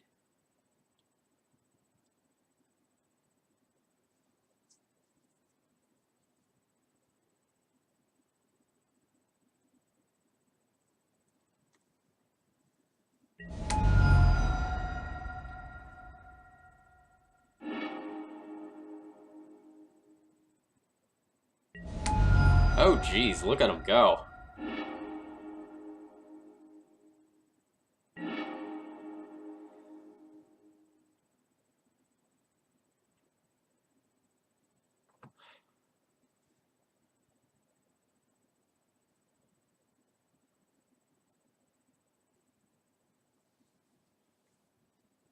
So there's really high upside if this Sanctum Prelate resolves this turn, but that wouldn't play around either Daze or Force. I don't think we're in a hurry to like try to just close out this game.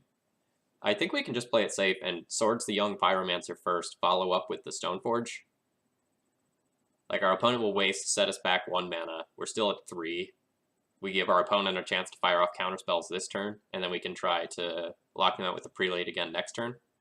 I think protecting our life total is probably more important here than trying to just, like, windmill slam this Prelate and win the game. You know, if I had a Cavern here, I'd 100% probably just jam the Prelate. But if I jam the Prelate now, I can't actually get the Young Pyromancer off the board. And if my opponent has... it probably doesn't matter. Like, if the Sanctum Prelate sticks, then the Pyromancer doesn't matter a ton. But if it doesn't stick, I'm in a really bad spot. So I think I'm going to play safe.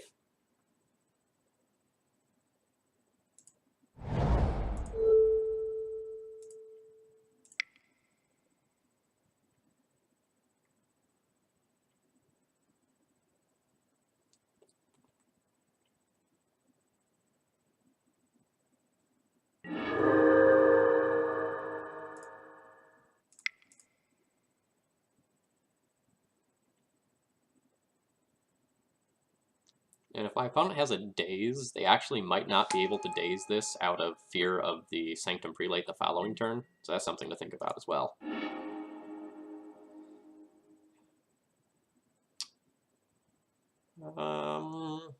Sword and Jitte are pretty close here. Like, my opponent has 3 elementals right now, but I don't think they're likely to matter in the long run. And I think I want Jitte.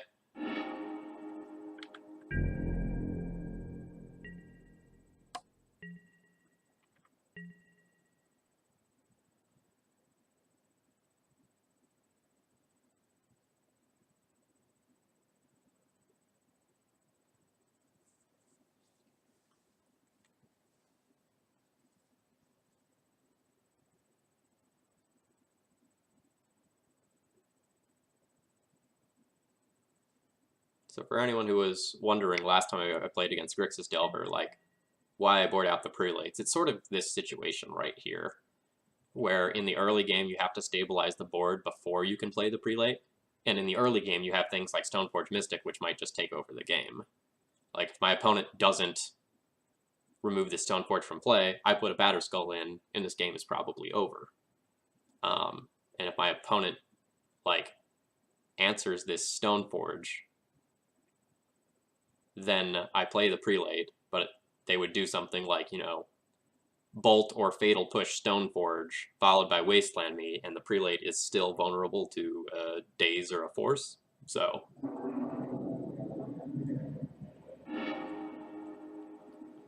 chat, sorry if you can hear that terrible scraping noise. The plow was going by.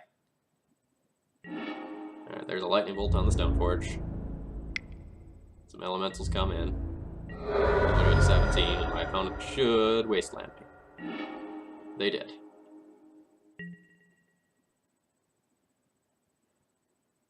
Well, this is the opportunity where I will go ahead and jam the Prelate. It probably goes into counter magic.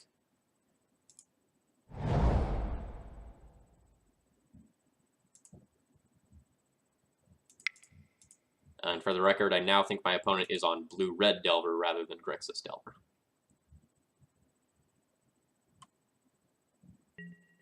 Yep, that's fine.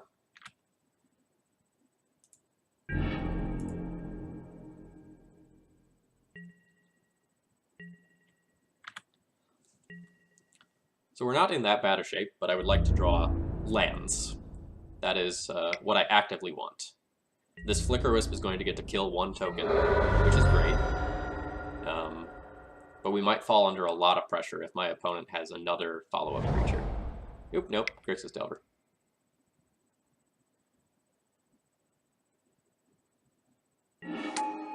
Ugh, yuck.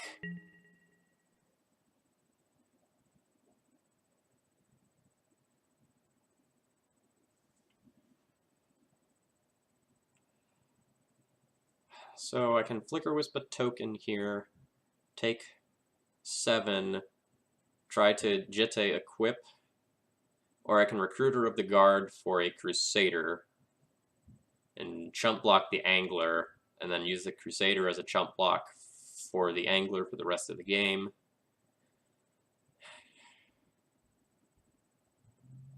Okay, so if I go in the Flicker Wisp plan and I draw a land, I take 8 going to 6. I would gain 4 from the Jitte attacks on the following turn if I draw a land.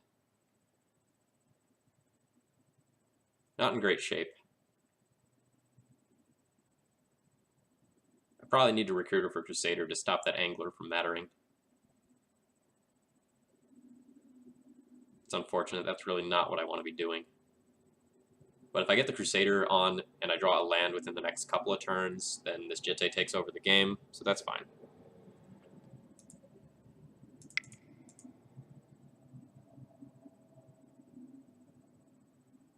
Yeah, I forgot about seeing the Wasteland.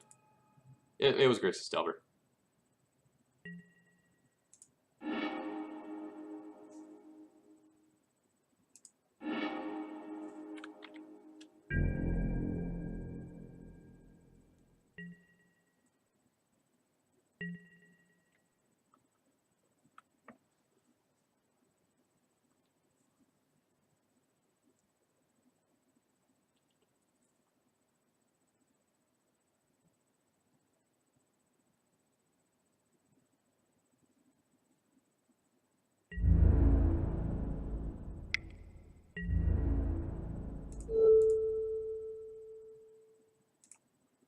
And we have treated Recruiter of the Guard as a tutor that gained us 5 life. That's great.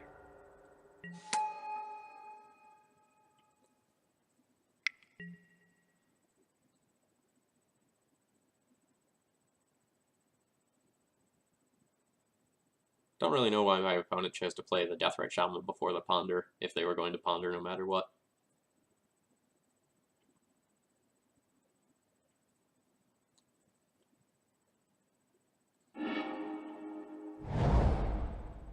Yeah.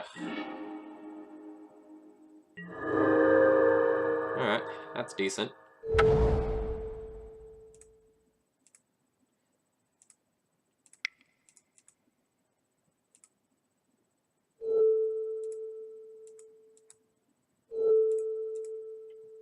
Two power, yeah, Crusader isn't good versus Bolt, but like almost nothing we can do right now is good against Bolt.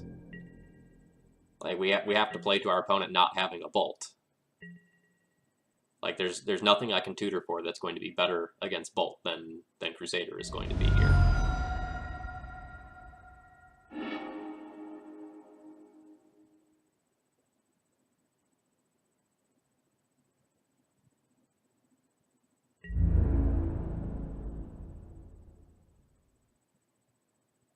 And unfortunately, my opponent has realized that they can attack in and essentially get free damage in with these tokens. That was something I was hoping they wouldn't notice. I can't afford to take the 5 from the Angler here just to kill a token.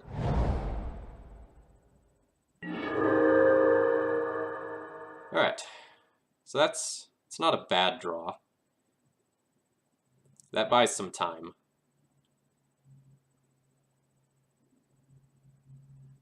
Hey, Scabby-Ender? Hey, Scabby-Ender, thank you for joining the Cult of Thalia. Praise be.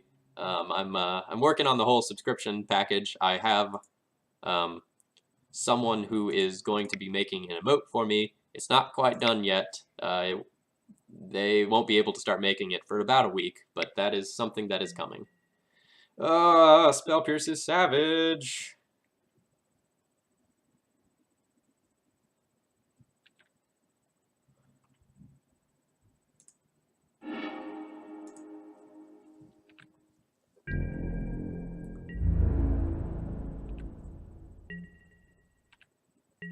And I'm going to wait to do my Swords to Plowshares until their combat step so that I can eat an elemental.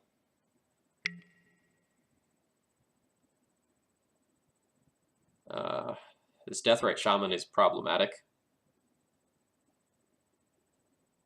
It's going to kill me in 3 turns no matter what, but so will the elementals if I remove the Deathrite Shaman.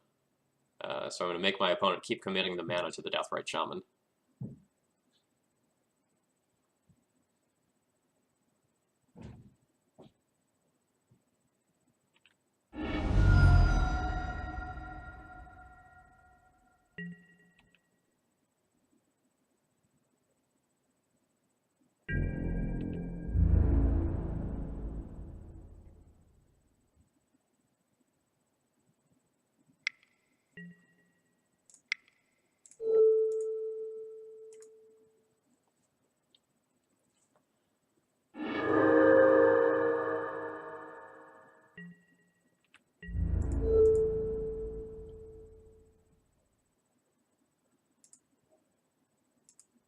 Hey, to Power 86, thank you for subscribing. I really do appreciate it. It's gonna help me to keep this stream going and motivate me to stream even more. Alright, now we are hoping to draw Swords to Plowshares here to get rid of this Deathrite and not die. We do not, unfortunately. So if we had removed the Deathrite Shaman, we would have just jump blocked that, taken 3 instead of 4, we'd be at 5 life. We'd use the Flicker Wisp to remove a token. So, it didn't work out. Would it have worked out if I would have done it the other way? Probably not. Like, let's draw another card and see.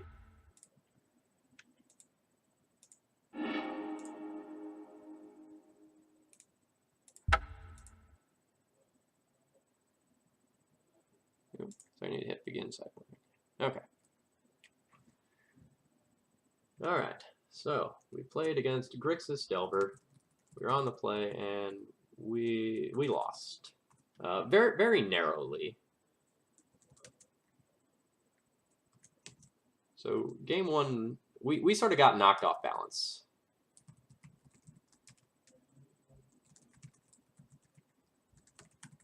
By the Gurmag Angler. That was kind of the card that won that game. Like otherwise, we had a very respectable board and the right sorts of tools. So what do we board in? We board in the Path to Exiles, probably 2 of our 3 Rest in Pieces.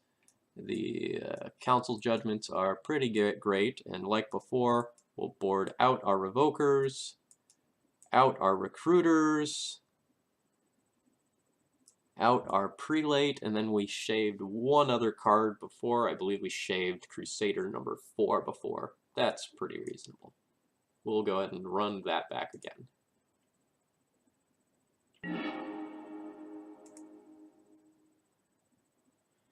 This hand's terrible. This hand is not presenting a threat, but has lots of removal, so we'll keep it and hope to scry a threat to the top, like so. Praise be.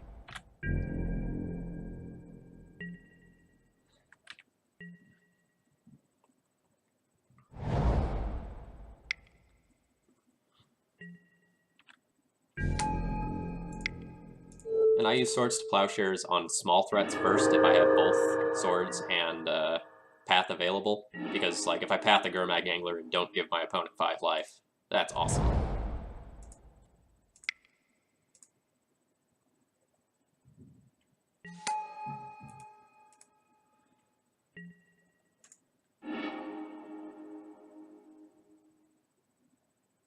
What equipment do I want to get? They're all great. The Stoneforge probably doesn't live, so I should probably not get Batterskull. I think since I have this Flicker Wisp and I'm gonna get power in the air, I should probably Jitte, so that if my Stoneforge dies, next turn I can Flicker Wisp my own land, leave up Path, and if I draw another land, like equip on turn 4.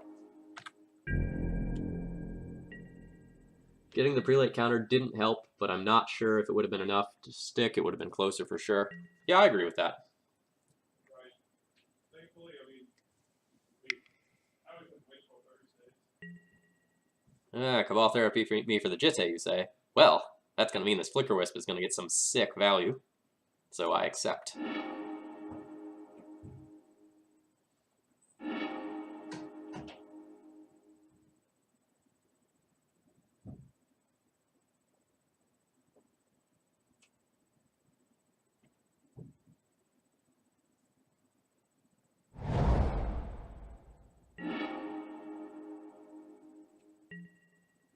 All right.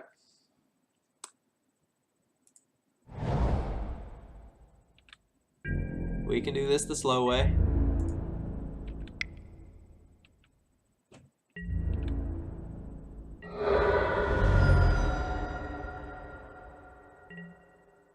If for some reason my opponent casts a removal spell on this Stoneforge Mystic, I might just Path my own guy.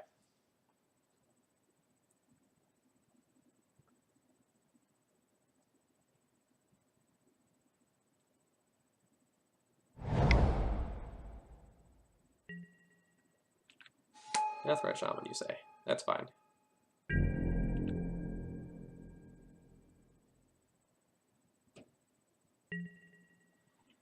And I will go ahead and remove it. That's fine.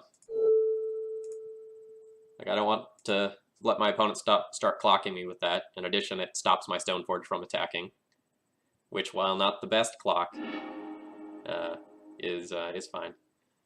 Aaron Relentless, the deck list is below the stream, and if you want that command, it is the exclamation mark first. Exclamation mark deck list.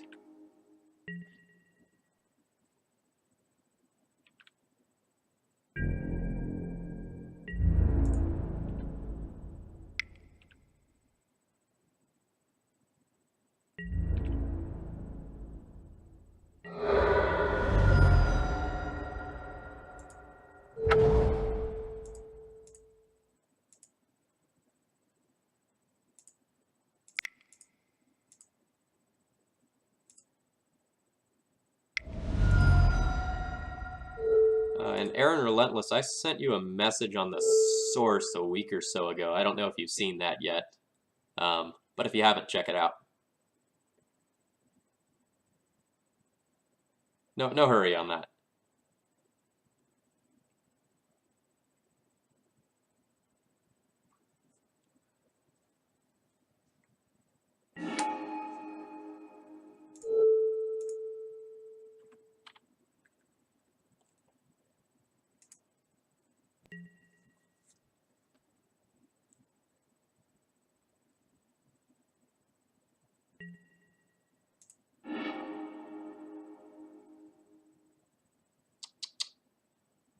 Kind of feel like my opponent doesn't have removal, but they do have that Cabal Therapy. So I'm going to get the Sword of Fire and Ice, and if they Cabal Therapy that, that's fine, and I can Flicker Wisp the Stoneforge yet again, and then get the Batterskull, and finally have the Batterskull stick the third time around we do this Stoneforge dance.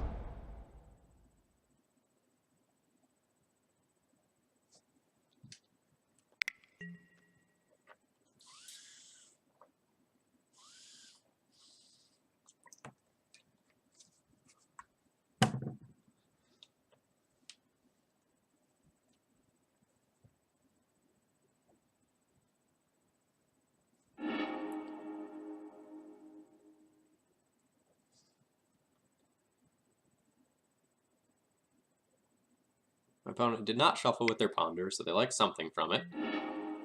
They like the Lightning Bolt.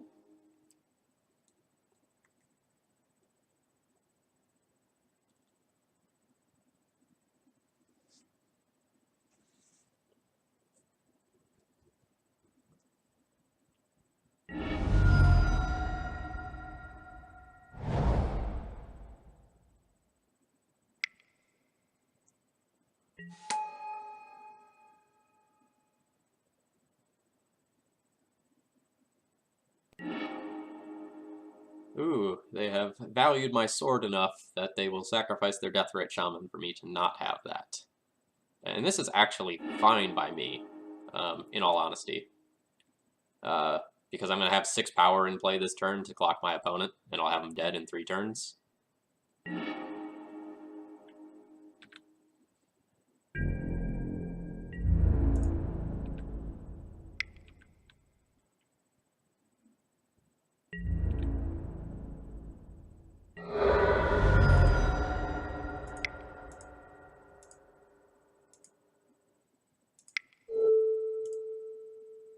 So this is the good old Flicker Wisp dance. If you haven't seen this before, you Flicker Wisp a Flicker Wisp, and then at your end step, the Flicker Wisp comes back. And so then you can reuse a Flicker Wisp trigger to go ahead and blink out something on their turn. So we'll Flicker Wisp out their Volcanic Island to deny them red mana for their main phase. They'll get it back at their end step. Flicker the Flicker and target his land in the vault? I agree.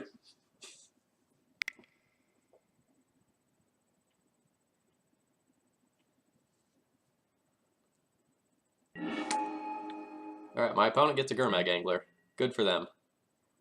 This is gross.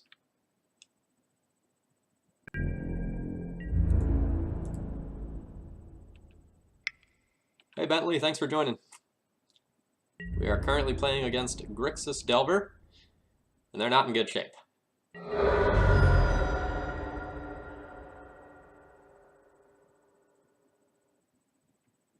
So I can get cute and not kill this Gurmag Angler and have them dead in 2 turns. But that is sort of a risky line, and I don't think I need to be risky right now. Like, I have 6 power on board, they have 2 cards in hand. I get to play this around both Daze and Spell Pierce.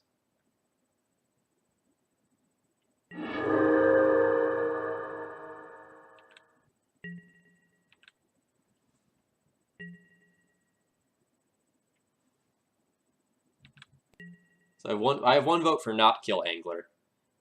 So the problem is that if I don't kill the Angler, and then my opponent, like, a turn or 2 down the line goes and draws something like Forked Bolt or Dread of Night or anything of that nature, I'm so dead. So dead.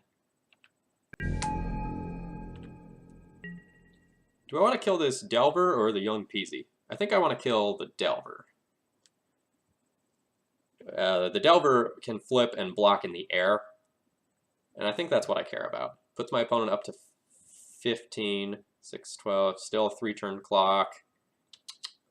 Young Pyromancer is annoying, but my opponent doesn't have a lot of gas. They're down to 1 card. The Pyromancer could potentially prevent more damage, but I think I just want to keep clocking my opponent for 6.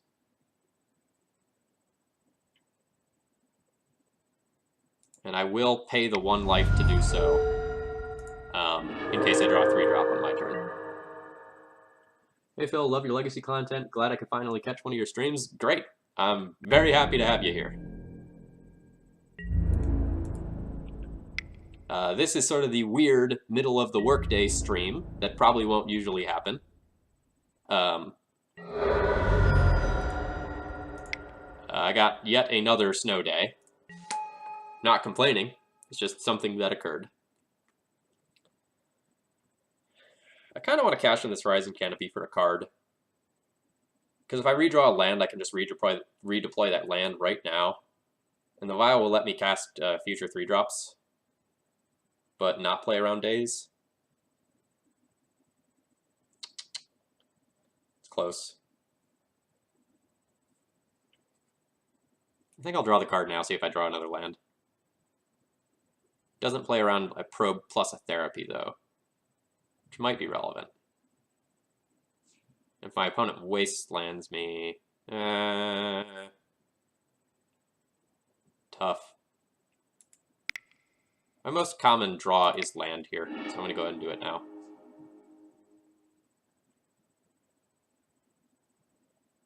How much snow did you get?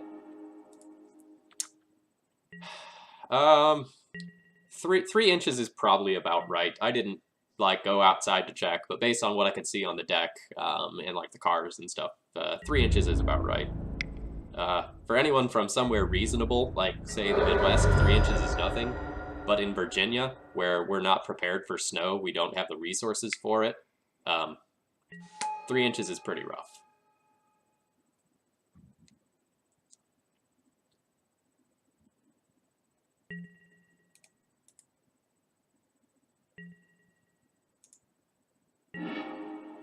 Port is a fine draw.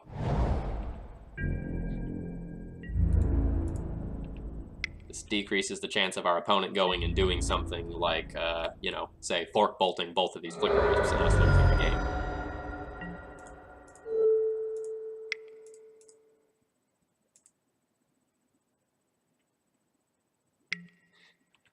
Yeah, they're probably not racing at this point. They're probably just dead. Like, they need something that answers both of the Flicker Wisps this turn, and they have 2 cards in hand.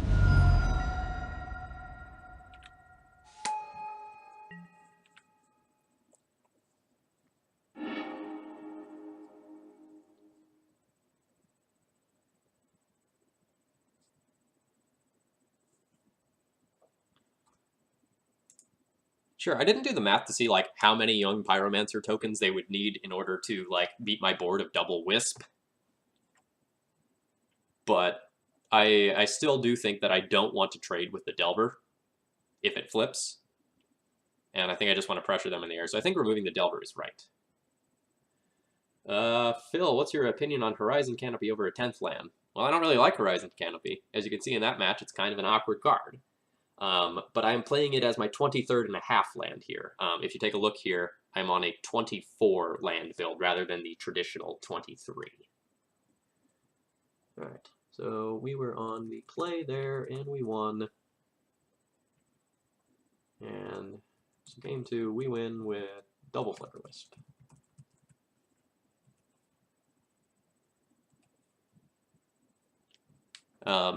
I'm testing the Horizon Canopy as my 23rd and a half land to see if I like it. I'm convinced that the mono white deck might actually need 1 more land than it is normally running. And folks, we've got an awkward hand. So this is a hand that has a Vial and a Jitte, 2 very, very strong colorless plays. If the Vial resolves, this hand is absolutely insane Nutter Butter's best that we can hope for. If this vial does not resolve and we whiff on white sources, this hand is very bad. This hand has huge, huge upside. So I would need my opponent to not have Daze or Force. If my opponent dazes or forces, I can wasteland them to buy a little bit of time.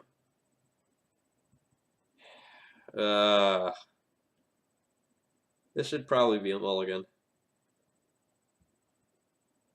But it's really good if I draw the land or the vial sticks. I think this is a very close keep. What am I cutting for the... No, I'm not cutting the 4th Crusader. I'm cutting the 3rd Phyrexian Revoker. I'm going to keep this. The upside of this hand is very, very high. We have 23 lands remaining in the deck, and 2 of our colorless lands are already in our hand.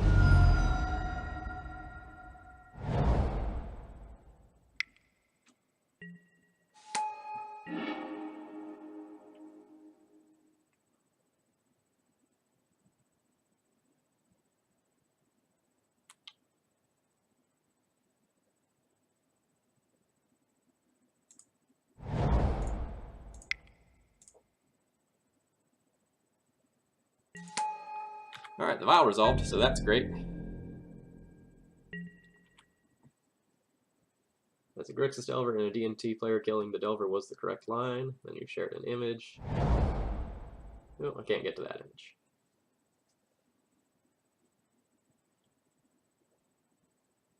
Yeah, like I've played a lot of this matchup, and I feel very confident in saying that killing the Delver is right.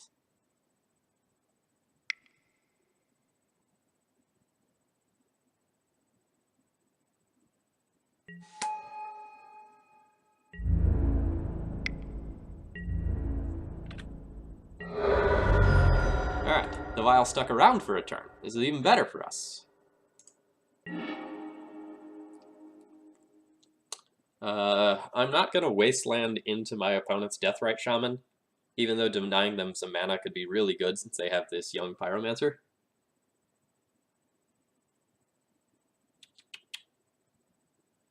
I could just port them. Just porting them to buy some time is great. Or I can just stick this Jitte.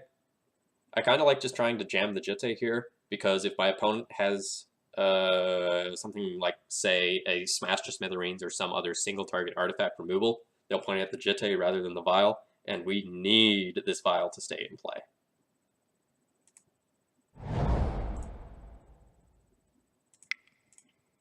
I don't think we know that my opponent has no days.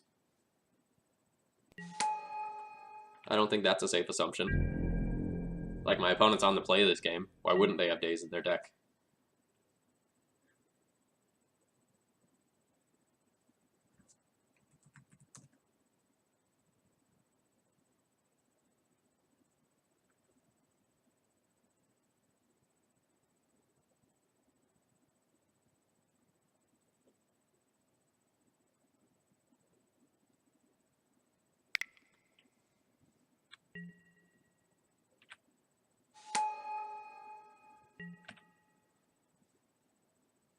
Yeah, if, like, porting them when I'm this far behind on board isn't probably a winning proposition.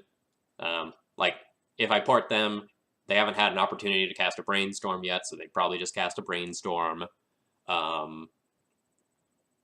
Or I wouldn't necessarily be keeping them off of things that matters.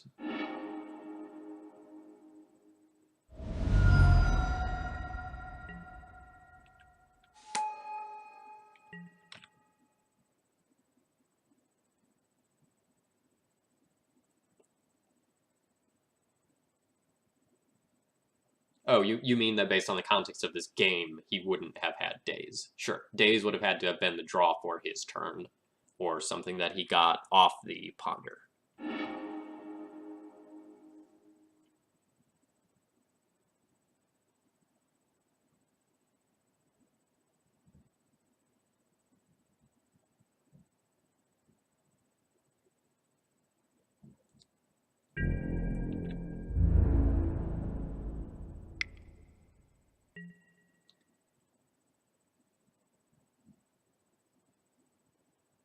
kind of want to throw this mom at this young pyromancer since I don't have any other removal.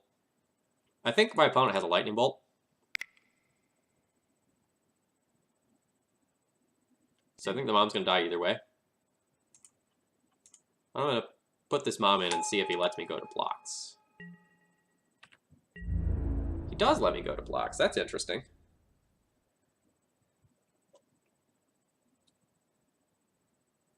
Kind of like just getting this pyro off the board. My opponent might just have another one or something like that, but like I'm not gonna like just throw Jitte on mom and get in there.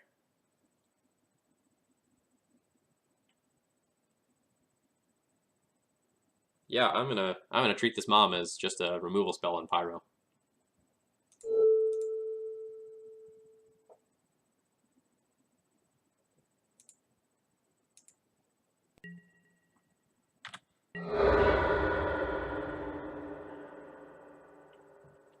As a player who really likes Delver, I always board out Days, but some people leave them in when they're on the play. It depends on how many sideboard cards he has. I find a lot of Grixis Delver players are leaving them in on the draw, which I think means they're bad. I think Days on the draw against an Aether Vial deck is pretty ambitious. Is probably a kind way to put it. But like if you don't have enough sideboard cards, it's something you can do.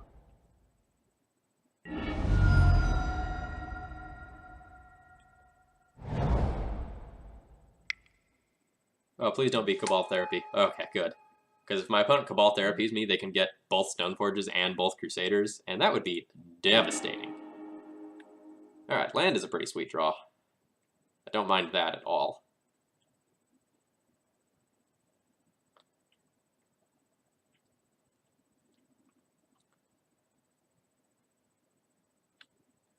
Because now I can cast one Stoneforge, Vial in the other, and like really have this board stabilized on a number of different levels.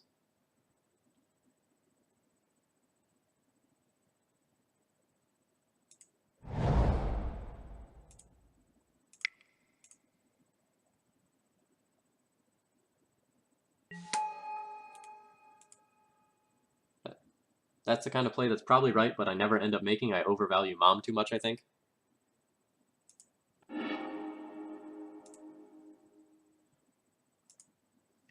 Yeah, so since we're so reliant on this Aether Vial, we actually just care about staying alive to let this Aether Vial tick up to 3 and just take over the game. Like, I have 3 pieces of equipment that are going to be active in the next couple of turns. And my opponent is going to need a lot in order to go and deal with what I have. Like, even if my opponent goes and removes this next Stoneforge that I vial in, like, I have Crusader after Crusader as follow-ups, and I get to put Jitte on them. They've already burned a Lightning Bolt here to get the first one off the board. If they have another one, they burn it to get the second Stoneforge off the board. You know, unless I see something like a Cabal Therapy here to just, like, tear apart my hand, I am loving my position.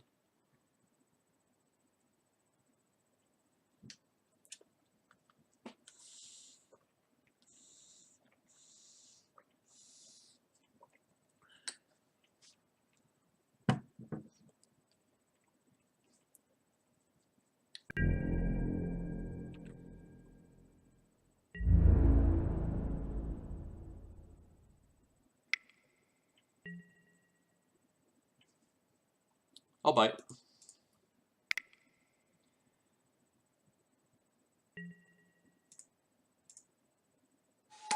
So I'm going to go ahead and make a block here on an elemental token. If my opponent has a Forked Bolt, this will allow them to Forked Bolt the Stoneforge Mystic while also hitting me for 1. But that's not any different from them just like pointing a Forked Bolt at my face.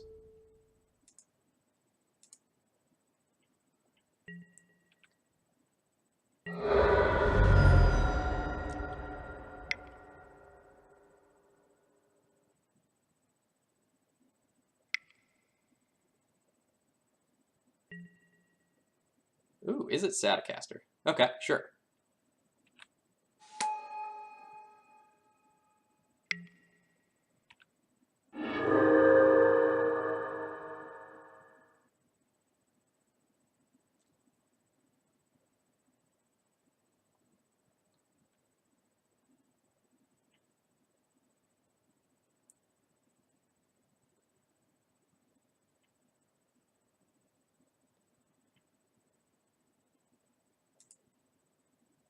So my opponent is kind of at their last position to Cabal Therapy me before these Crusaders just go and take over the game.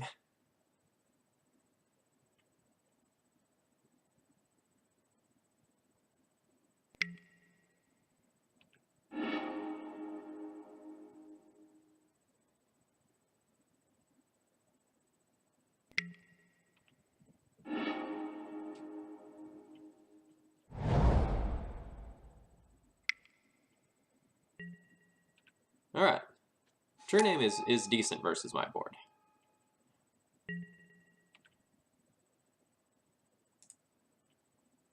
I'd like to draw a land so I can play this sword without ramming it into days. Oh wait, my opponent's out of cards. That's great. That's great, guys.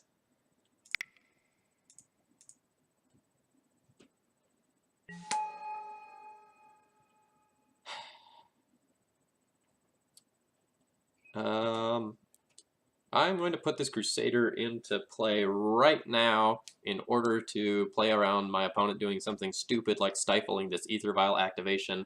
They already know about it. And my opponent is probably not playing any sorcery speed removal that won't also wreck them. If they have something random like a Toxic Deluge, it kills their board. And I don't think they're going to go and play something like a Chain Lightning. So we'll just get this little guy in there.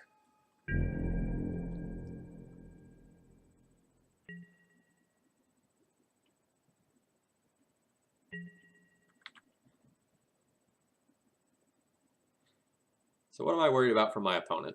Wasteland off the top to wasteland me off the ability to equip Sword of Fire and Ice would be kind of annoying.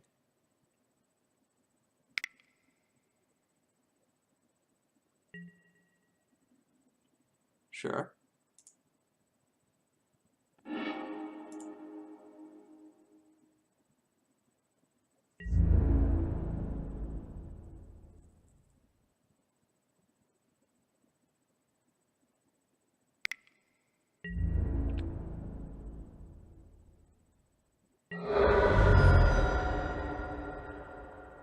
So now my opponent should probably wasteland my wasteland here. Yep. Say always no to this file.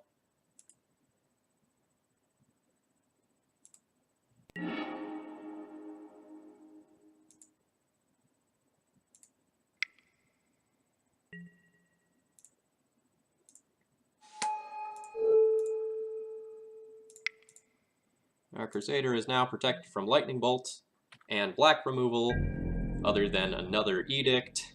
Feeling pretty good about the position. Like, our opponent might still bleed us out with, like, True Name and Death Rights. Like, that's something that can still happen. But, things are looking fine. My opponent needs to not draw a blank. Wow! Wow! Double Diabolic Edict off the top with no manipulation is really tilting.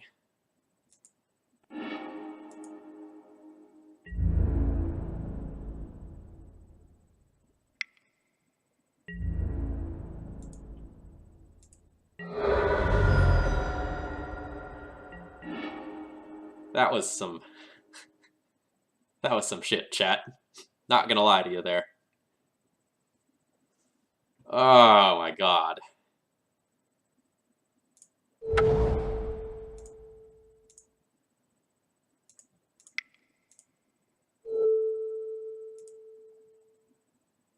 I didn't realize we were playing against a pro.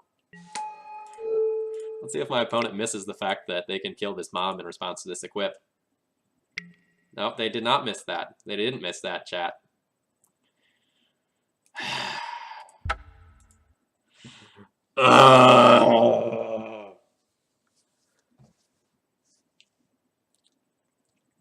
It's fine. It's fine, chat.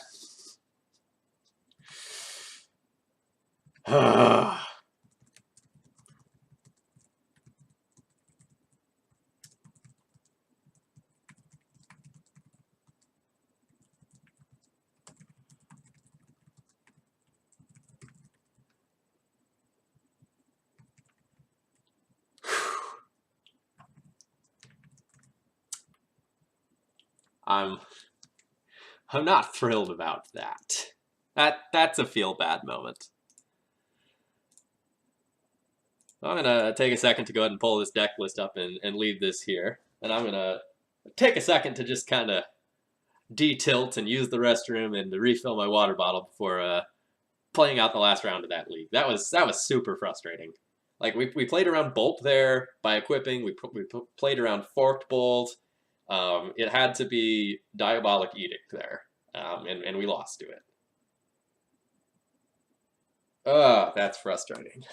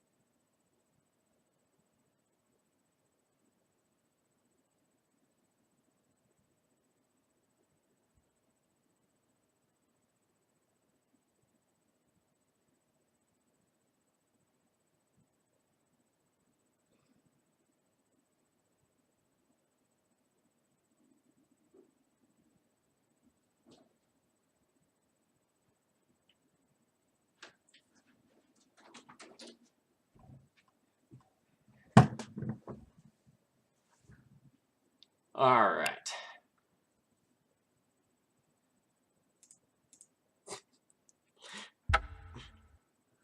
One in 1,035. Is that the likelihood of pulling Diabolic Edict followed by Diabolic Edict off the top?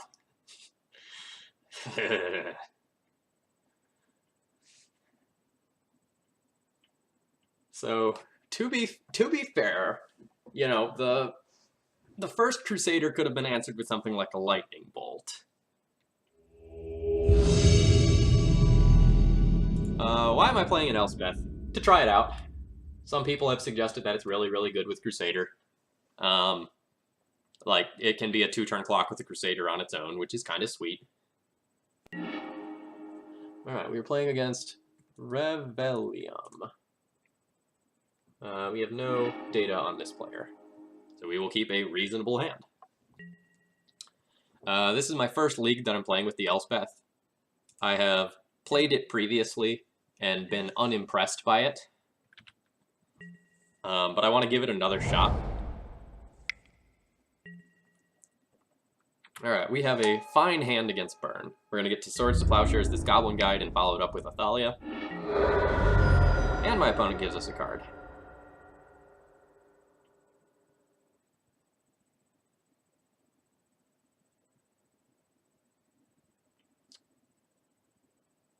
I wouldn't fault someone for playing Mom here instead of the Swords to Plowshares. Normally, I hold the Swords to Plowshares until after a Goblin Guide attack, but since my opponent gave us an extra card, if I don't play something, I'm going to discard it. So I'm going to get rid of the Goblin Guide just right now.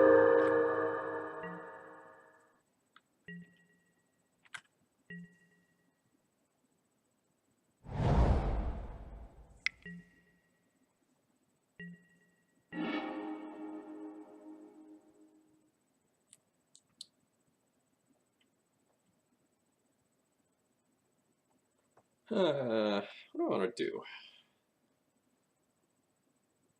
If I get this Ether Vial into play, I can really dampen the amount of damage that it will take from this Eidolon over time. But I might be in a position where I just need to play the Thalia to deny them mana and sort of keep the Eidolon from just whacking me.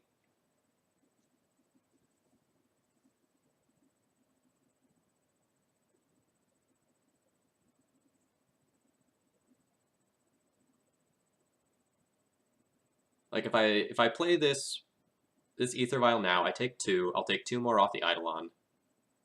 Whereas if I play the Thalia, I take 2 from the Eidolon, and I'll only take 2 more from it if my opponent points a burn spell at the Thalia instead of at me. Long term, this Ether Vial can get a lot of value if I just deploy it now.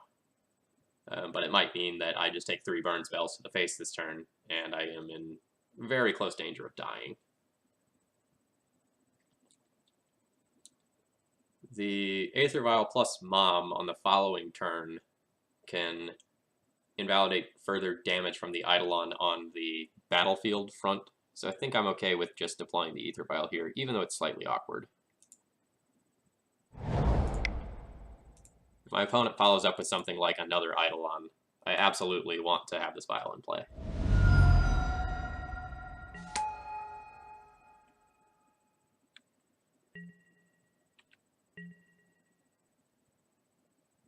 Deploy Vial and wait for Karakas to protect Thalia. I don't even know that I'll play Karakas this game, in all honesty. I might be, might play Snow-Covered Plains first, just to be playing around Price of Progress a little more. Alright, my opponent just suspended 2 Rift Bolts.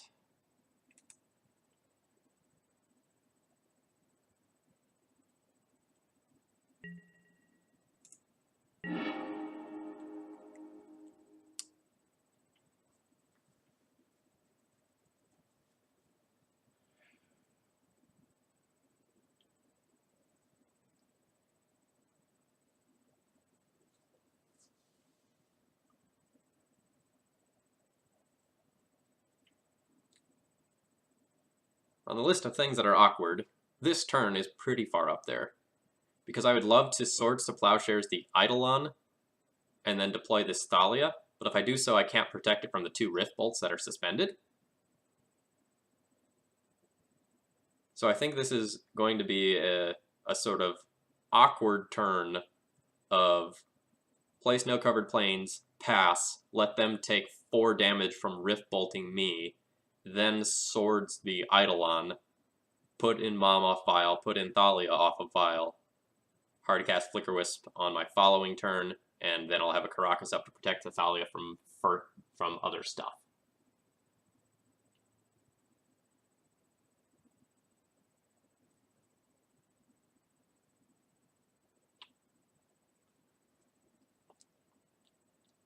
Yeah, I think I think I want to keep this Thalia around more than I want him to like have to pay 1 mana for the first Rift Bolt to use it to kill the Thalia. I think I'd rather have him take 4 damage off his own card.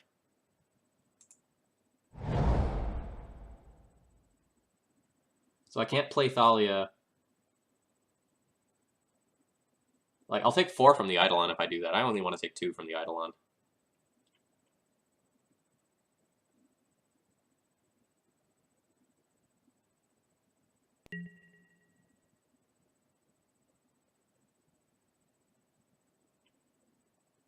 So the way the triggers are going to resolve from these Rift Bolts is that he'll end up casting one of them first before the other, so he's not actually going to have to pay 2 mana off the Rift Bolts, just 1.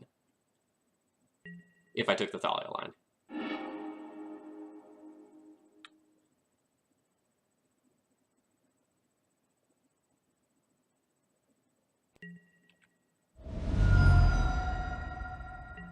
I don't think the chances that we win the game are very low. I think they're low.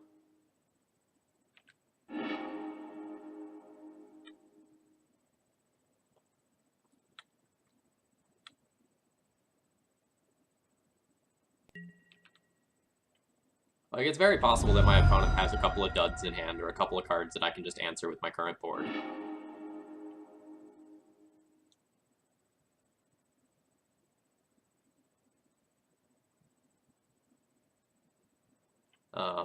So I'm hoping to draw something like a Stoneforge Mystic. Or just hard drawing the Jitte or the Batterskull would be great as well.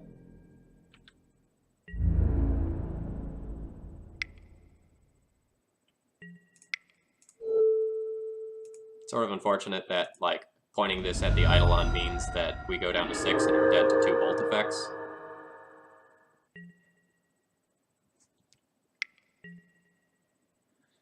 Yep, Flame Rift. Got another one for me? I can take it. Can't take it. Yeah, that's fine.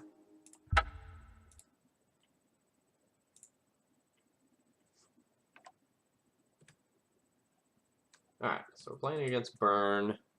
We were on the draw. We were on the draw. And we lost. We lost to Rebellium.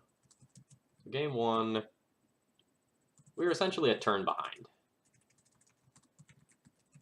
That's a game that I don't think we could have lost if we were on the play. Like we had the right sorts of cards. What are we boarding in? We're gonna board in this sort of War and Peace. Gonna board in additional removal and things to slow down my opponent. We're going to board out Revokers. They're only good against Grim Lavamancer. That's not particularly good enough. We'll board out some to all of our our Mirren Crusaders. They're not meant to be played against red removal. We will probably board out a land, probably the one that deals us damage. And then I need to trim one more card. 4 pieces of equipment against Burn is probably excessive. A lot of times, if I have Sword of War and Peace, I board out Sword of Fire and Ice, because the 2 cards are sort of very similar in role, but one of them gains life and one of them doesn't. So that's sort of a deal breaker.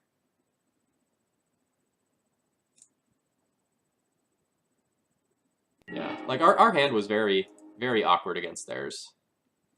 We need one more land for this one to work. Jeez, mulligans have been really rough in this league, chat.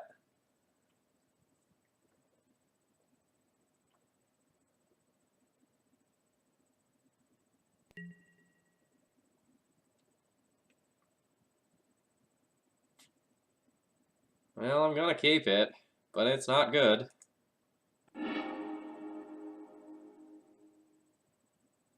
I think I'll bottom that. I think I'm gonna need some way to win the game.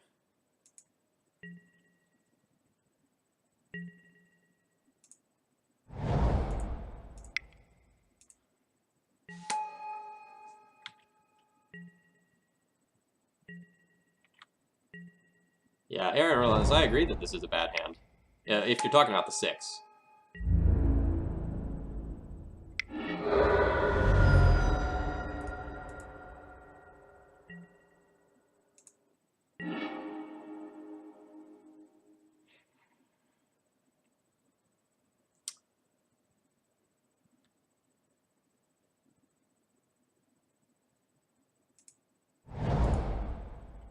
Sure, but is this 6 that has a Vile and interaction better than the average 5?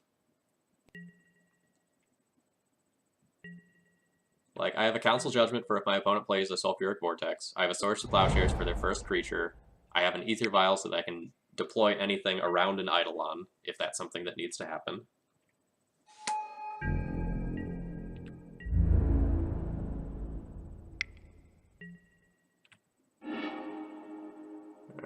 So we get to draw planes, and now I get to remove either the Swift Spear or the Goblin Guide.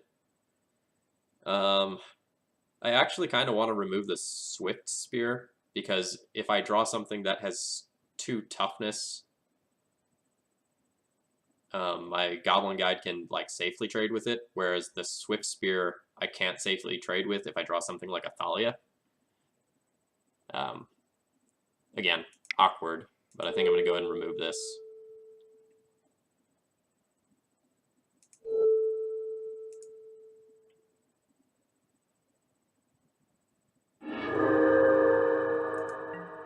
Yeah, like I'm not really one to like complain about my draws very much. Like what happens happens, but we have definitely gotten the short end of the straw with this whole league.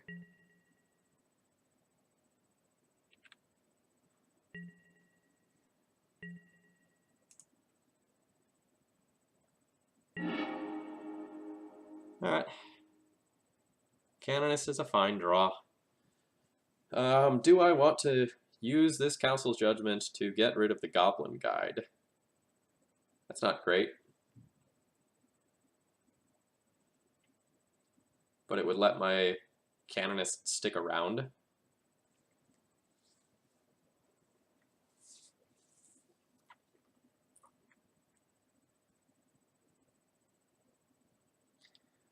Like that doesn't feel like a good trade.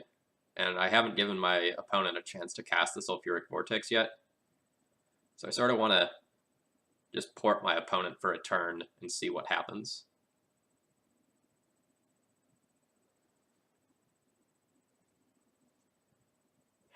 Like, the other thing is that if I give my opponent, like, if I let my opponent attack with Goblin Guide one more time and take 2 more damage, I might get another land off the top of my deck.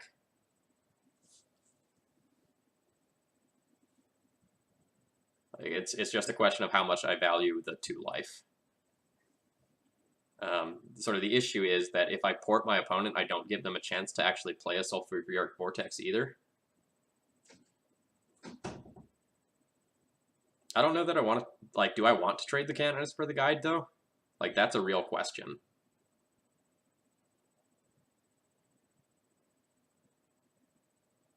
Like, is that an acceptable trade? It's more likely to just trade with a Lightning Bolt than anything else.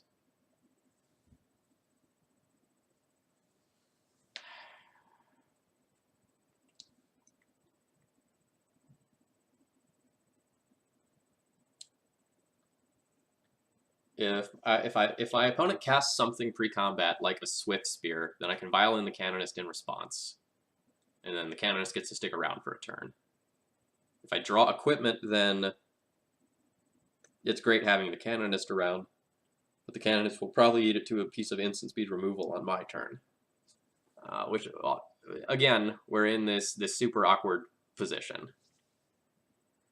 I can port my opponent, they can try to Lightning Bolt me, I can flash in this Canonist, I can trade the Canonist with the Goblin Guide, but then I'm still sitting on this Council's Judgment.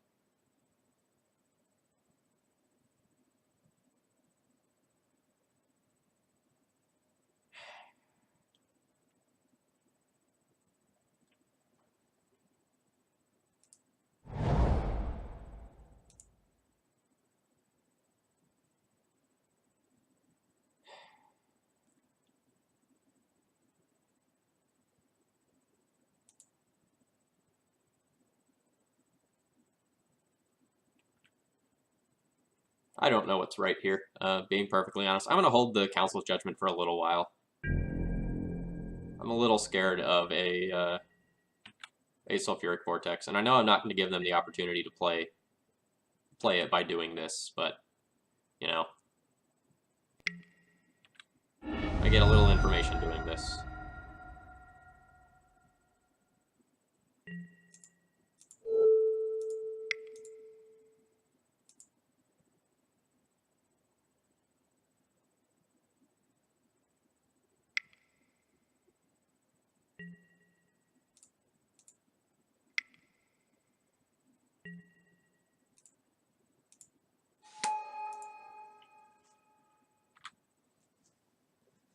Yeah, Aaron, that's something I didn't explicitly say, but yeah, there is this fear that my opponent is just on a direct burn hand, and this Council's Judgment does nothing.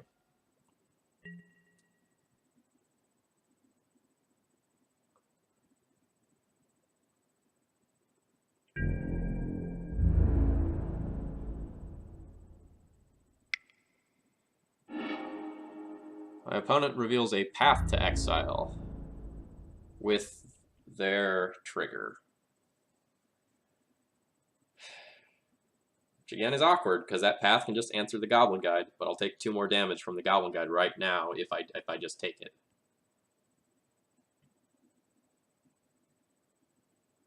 I think our current hope is that my opponent is on the I have lots of creatures hand.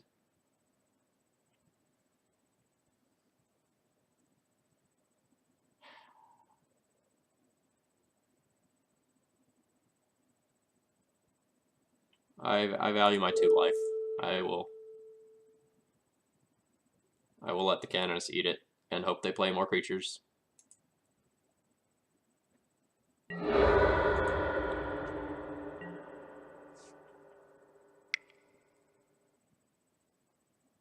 Oh, please be a dude. No, it's a Lava Spike.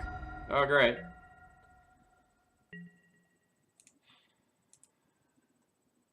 So I worded out my Crusaders, so my 3 drops are 2 Prelates, 4 Flicker Wisps.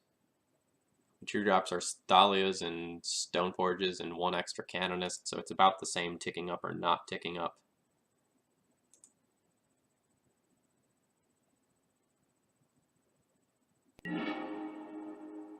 Hey, so let's do this super awkward thing of boarding them twice and hope we don't die.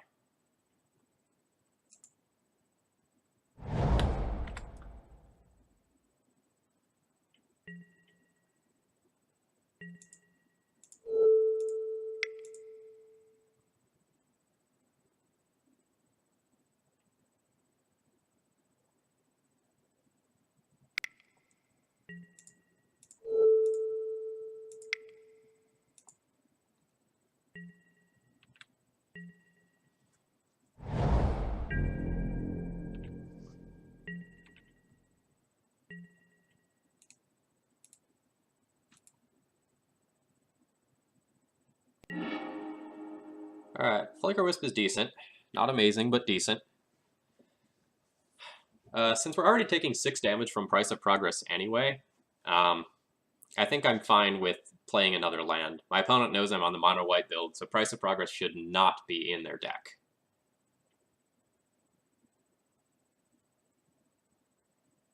So this will let us double port them while holding up Path.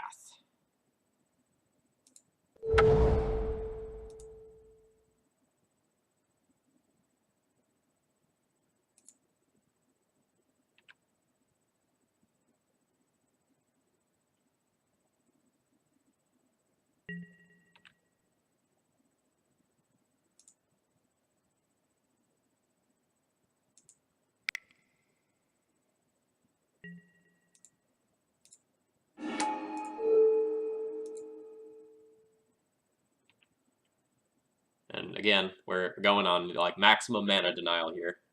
We're trying to prevent them from casting anything at sorcery speed for the rest of this game. Hopefully.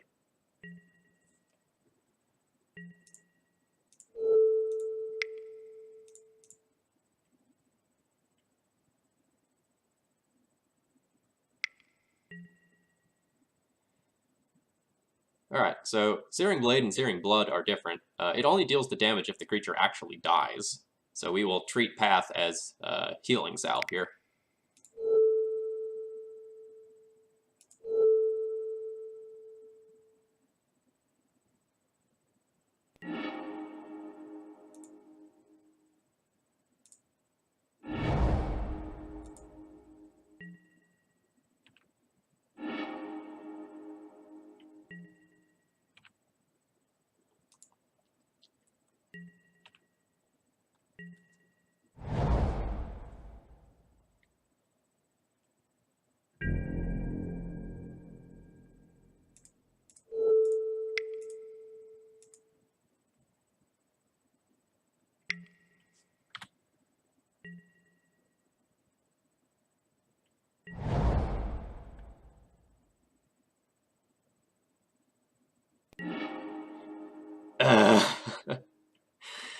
It's fine. It's fine. I didn't need to draw a Stoneforge like right now or anything. It's fine.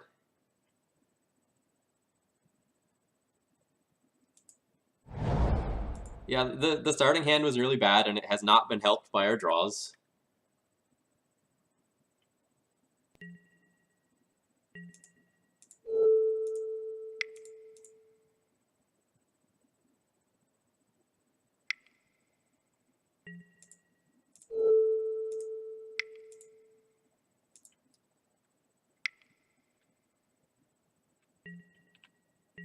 I don't think I really want to go to 4 against Burn, though. Alright. Eidolon is okay.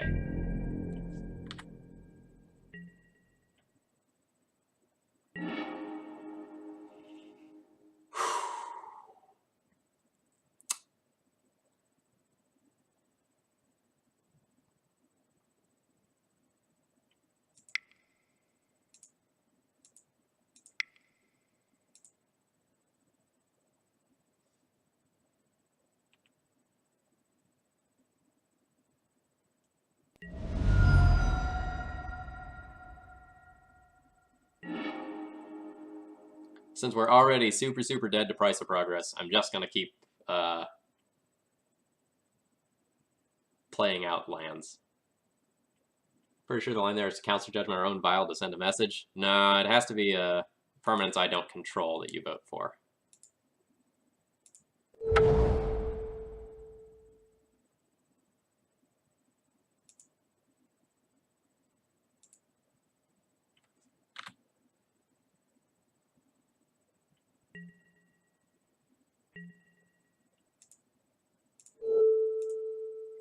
So, like, the super, super awkward thing is that if my opponent draws another land and has, like, a Sulfuric Vortex in hand, because we drew poorly, the Sulfuric Vortex will kill us. Because we didn't draw anything that could deal with the 2/2.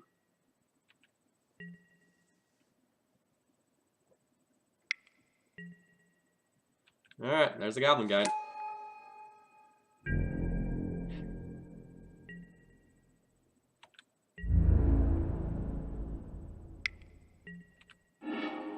Ah, great, there's another land on top of our deck, right where it belongs.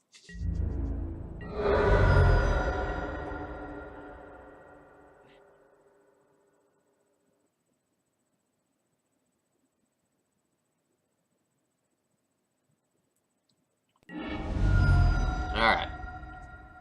Well, that's unfortunate.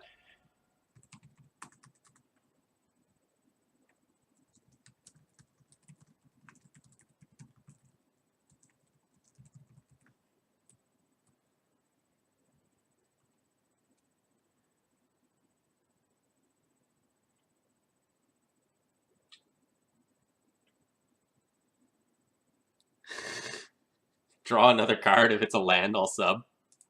It's a council's judgment. I'll get you subbing some other time. Alright. So that was an unsuccessful league. We lost to High Tide, won against Delver, won against Sneak and Show, lost to Grixis Delver on some of the most absurd top decks that I've ever seen, and then lost to Burn essentially on for being on the draw on game 1 and our hand being sort of awkward on the draw, and to mulligans in game 2.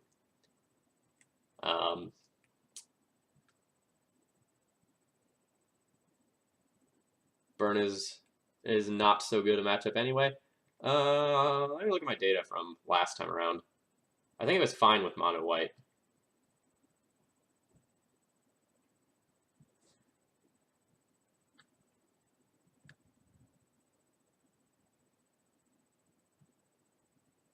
Versus Burn.